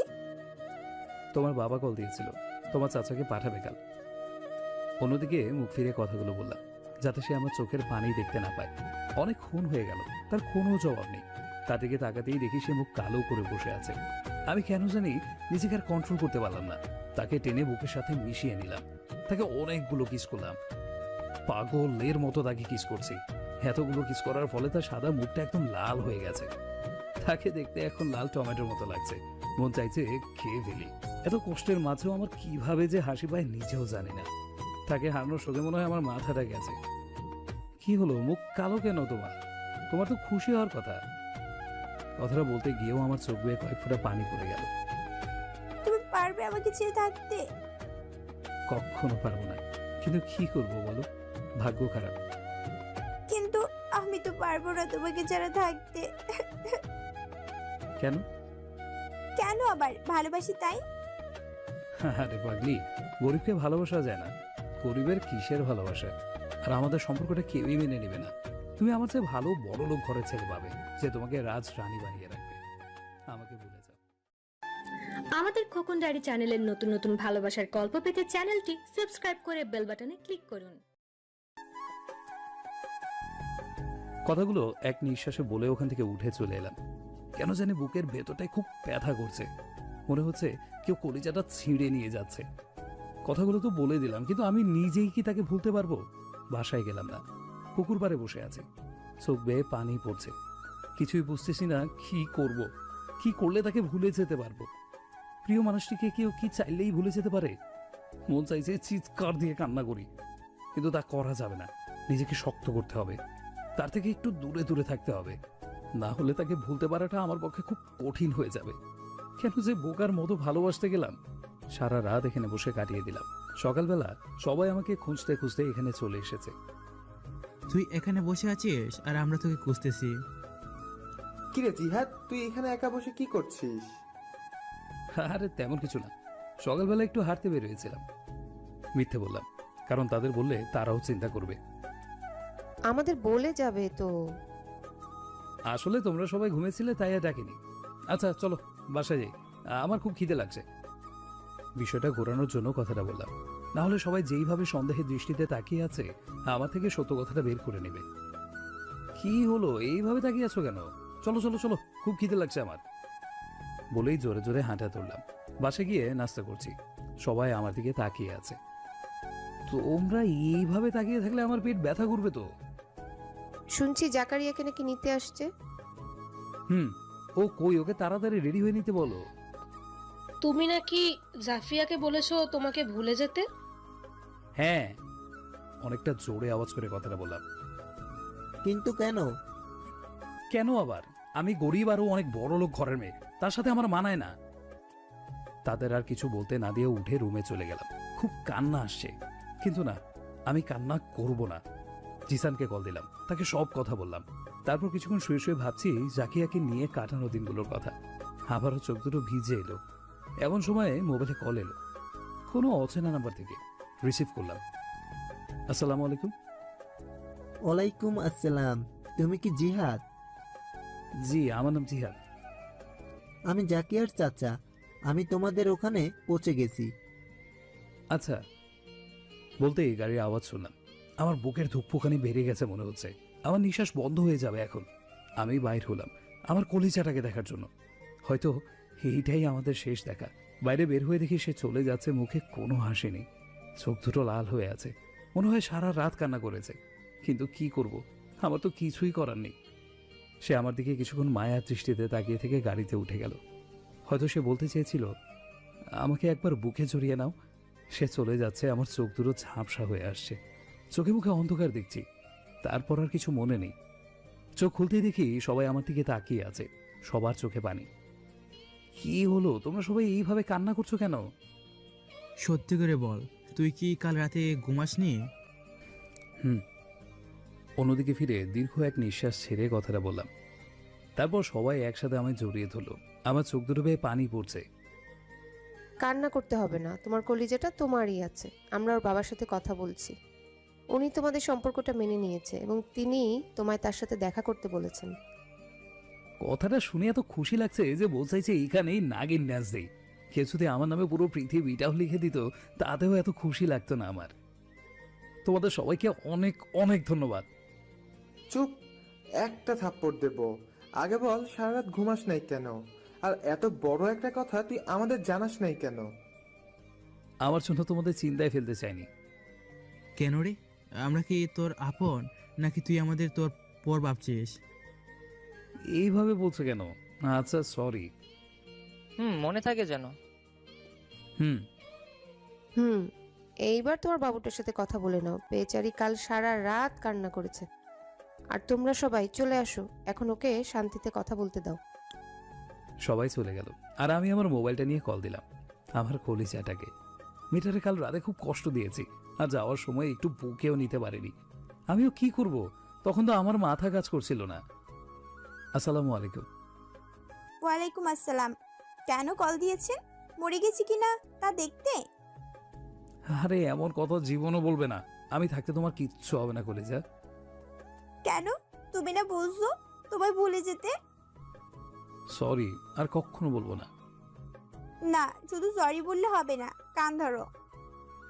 আচ্ছা ধরলাম কানে। সত্যি ধরছো? তোমাকে কি মিথ্যে বলতে পারি? তাও ঠিক। এইবার 100 বার উঠবস করো। কি?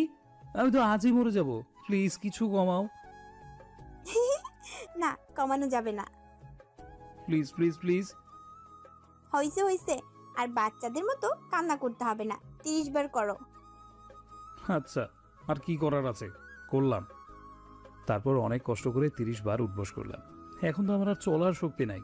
কোনো রকমে বিছানায় গিয়ে শুয়ে পড়লাম। হইছে, এবার খুশি তো? খুব কষ্ট হয়েছে তাই না? কোমর ব্যথা করছে খুব। আচ্ছা, এখনই ভালো করে দিচ্ছি। কিভাবে? তোমার মোবাইলটা কপালের কাছে আনো। কেন? কিস দেব। আচ্ছা বলেই মোবাইলটা আমার কপালের কাছে আনলাম। এবার আমাকে দাও।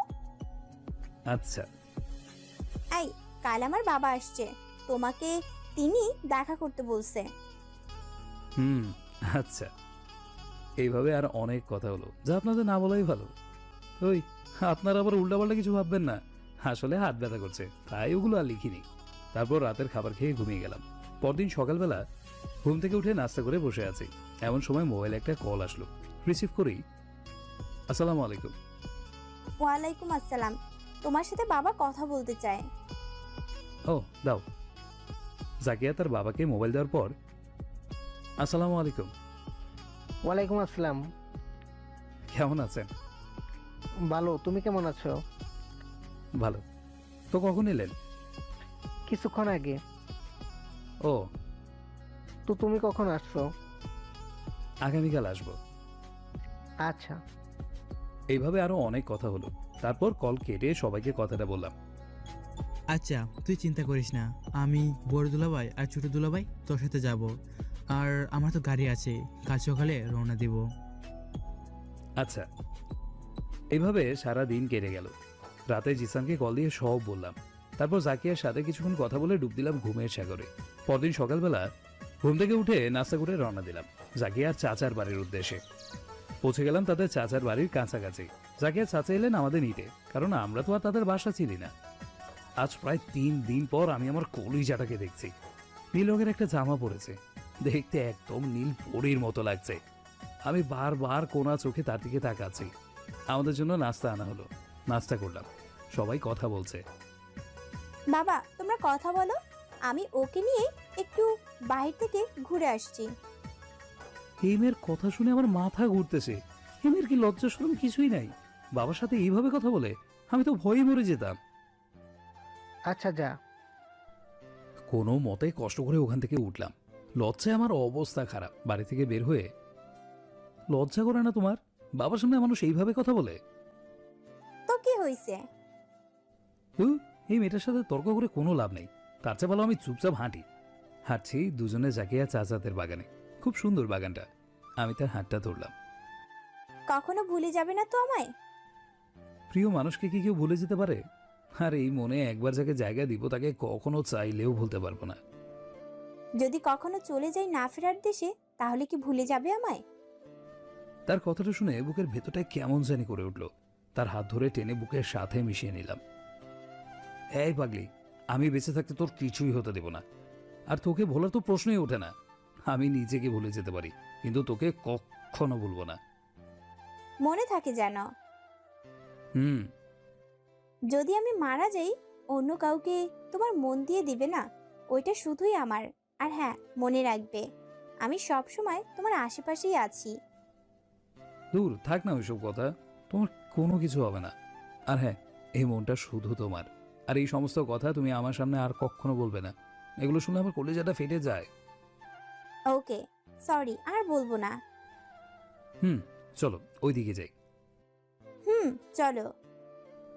দুইজনে হাঁটতে হাঁটতে একটা কারের সামনে এসে পৌঁছালাম। কারটা কালো রঙের। আমার এমনিতেও কালো রঙের গাড়ি খুব ভালো লাগে। ওয়াও, নাইস কার। এটা কার গাড়ি? আমার চাচা গাড়িটা কিছুদিন আগেই কিনেছে। কেন, চালাতে চাও নাকি? চাবি আনবো? পারবে আনতে? তাহলে আনো। আচ্ছা তুমি দাঁড়াও, আমি চাবি নিয়ে এক্ষুনি আসছি। বলেই সে চাবি আনতে চলে গেল। আর আমি ঘুরে ঘুরে গাড়িটা দেখছি। খুব সুন্দর কারটা। খুব দামি হবে মনে হয়। আমার অনেক দিনের ইচ্ছা এরকম একটা কার চালাবো। আর আছে ইচ্ছা পূরণ হবে ভাবতেই খুব খুশি লাগছে আমার। জাকিয়া চাবি নিয়ে চলে এলো। এই নাও চাবি। তোমার চাচা কিছু বলেনি তো আবার? আরে না, উনি কেন, কি বলবেন? আচ্ছা, তাহলে তো ভালোই হলো। তোমাকে নিয়ে একটু ঘুরে আসা যাবে। ওকে চলো। বলেই দুজনে গাড়িতে উঠলাম। সে আমার পাশে বসলো। আমি গাড়ি স্টার্ট দিলাম। গাড়িটা চালাতে খুব ভালোই লাগছে। আচ্ছা, অনেকদিন পর আমার স্বপ্নটা পূরণ হয়েছে। থ্যাঙ্কস। কেন? জানো, আমার অনেক দিনের স্বপ্ন এরকম একটা গাড়ি চালাবো। আর আজ তোমার জন্য সেই ইচ্ছাটা পূরণ হলো। ও আচ্ছা। তো মহারানী, কোথায় যাবেন আপনি? আচ্ছা, এখানে সুন্দর পার্ক আছে, কিন্তু একটু দূরে। আমি নিয়ে যেতে পারবো। ওকে, তাহলে চলো। আমি গাড়ি চালাচ্ছি। সে চুপচাপ বসে গাড়ির জানলা দিয়ে বাইরের দিকে তাকিয়ে আছে। এখন তাকে দেখতে একদম বাচ্চাদের মতো লাগছে। কি মায়ায় ভরা মেয়েটার মুখ। আমি মনে হয় তার মধ্যে হারিয়ে যাব। কিছুক্ষণের জন্য আমি ভুলে গেলাম যে আমি গাড়ি চালাচ্ছি। এই মেয়ের মুখের দিকে তাকিয়ে তো আমি নিজে কেউ হারিয়ে ফেলতে পারি। একটা মানুষ কি করে এত মায়াবী হতে পারে? হঠাৎ একটা তীব্র ব্যথা অনুভব করলাম। তারপর আর কিচ্ছু মনে নেই। আমার চোখ খুলতে খুব কষ্ট হচ্ছে। বারবার চোখের সামনে ঝাপসা ঝাপসা কিছু স্মৃতি ভেসে উঠছে। দেখছি জাকিয়াকে নিয়ে সেদিন গাড়িতে আমি তার দিকে তাকিয়ে আছি, কিন্তু তারপরে আর কিচ্ছু মনে পড়ছে না। কোনো রকমের চোখ খুলে দেখতে পেলাম আমি হসপিটালের বেডে শুয়ে আছি। আমরা আর বুঝতে বাকি রইল না যে আমাদের সেদিন কি হয়েছিল। চারিদিকে জাকিয়াকে খুঁজছি। মন চাইছে জাকিয়া জাকিয়া বলে চিল্লাতে, কিন্তু পারছি না।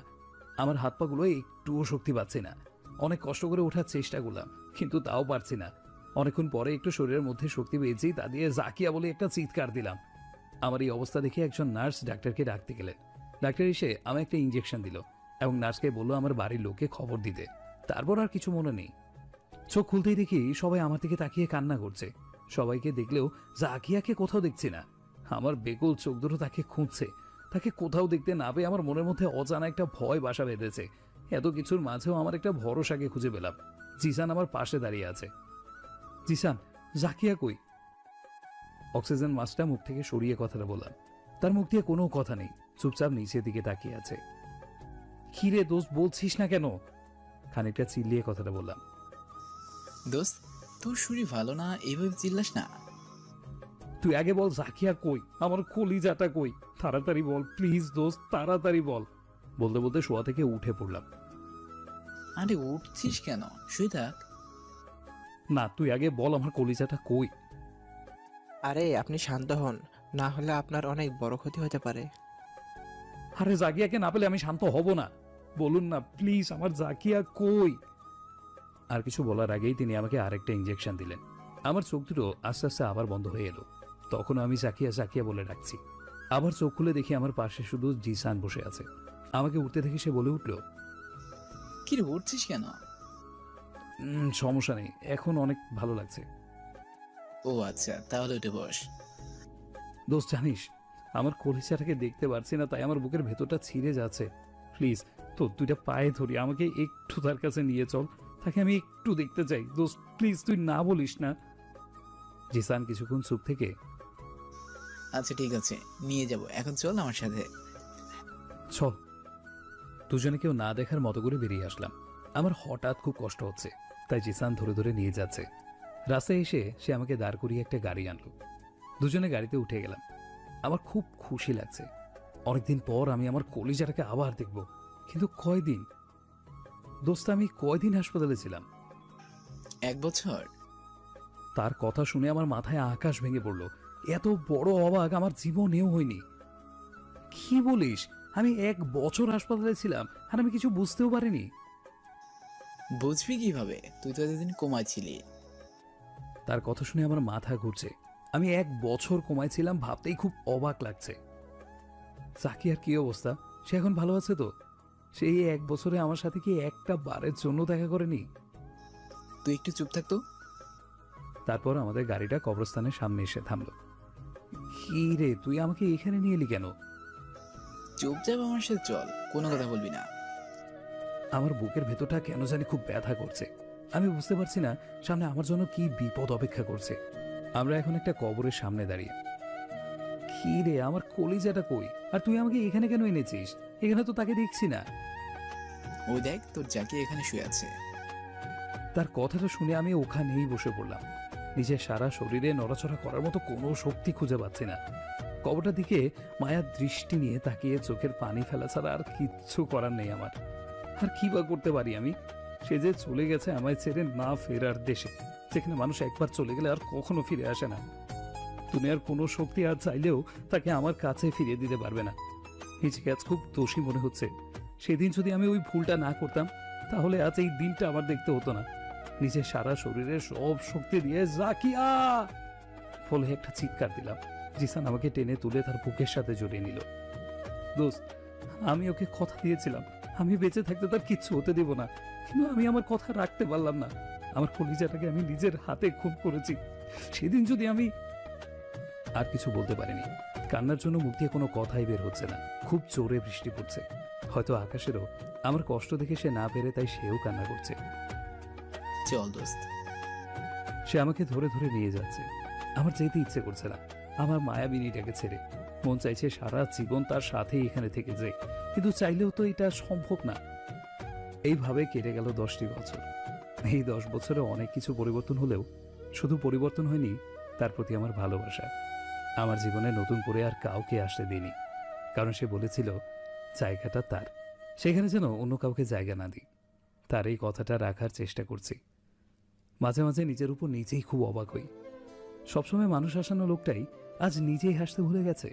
সবাই অনেক বলেছে তাকে ভুলে গিয়ে নতুন করে জীবন শুরু করতে। আমি শুধু তাদের একটা কথাই বলেছি, প্রিয় মানুষকে কি কখনো ভোলা যায়? আর কি করেই বা তাকে ভুলবো?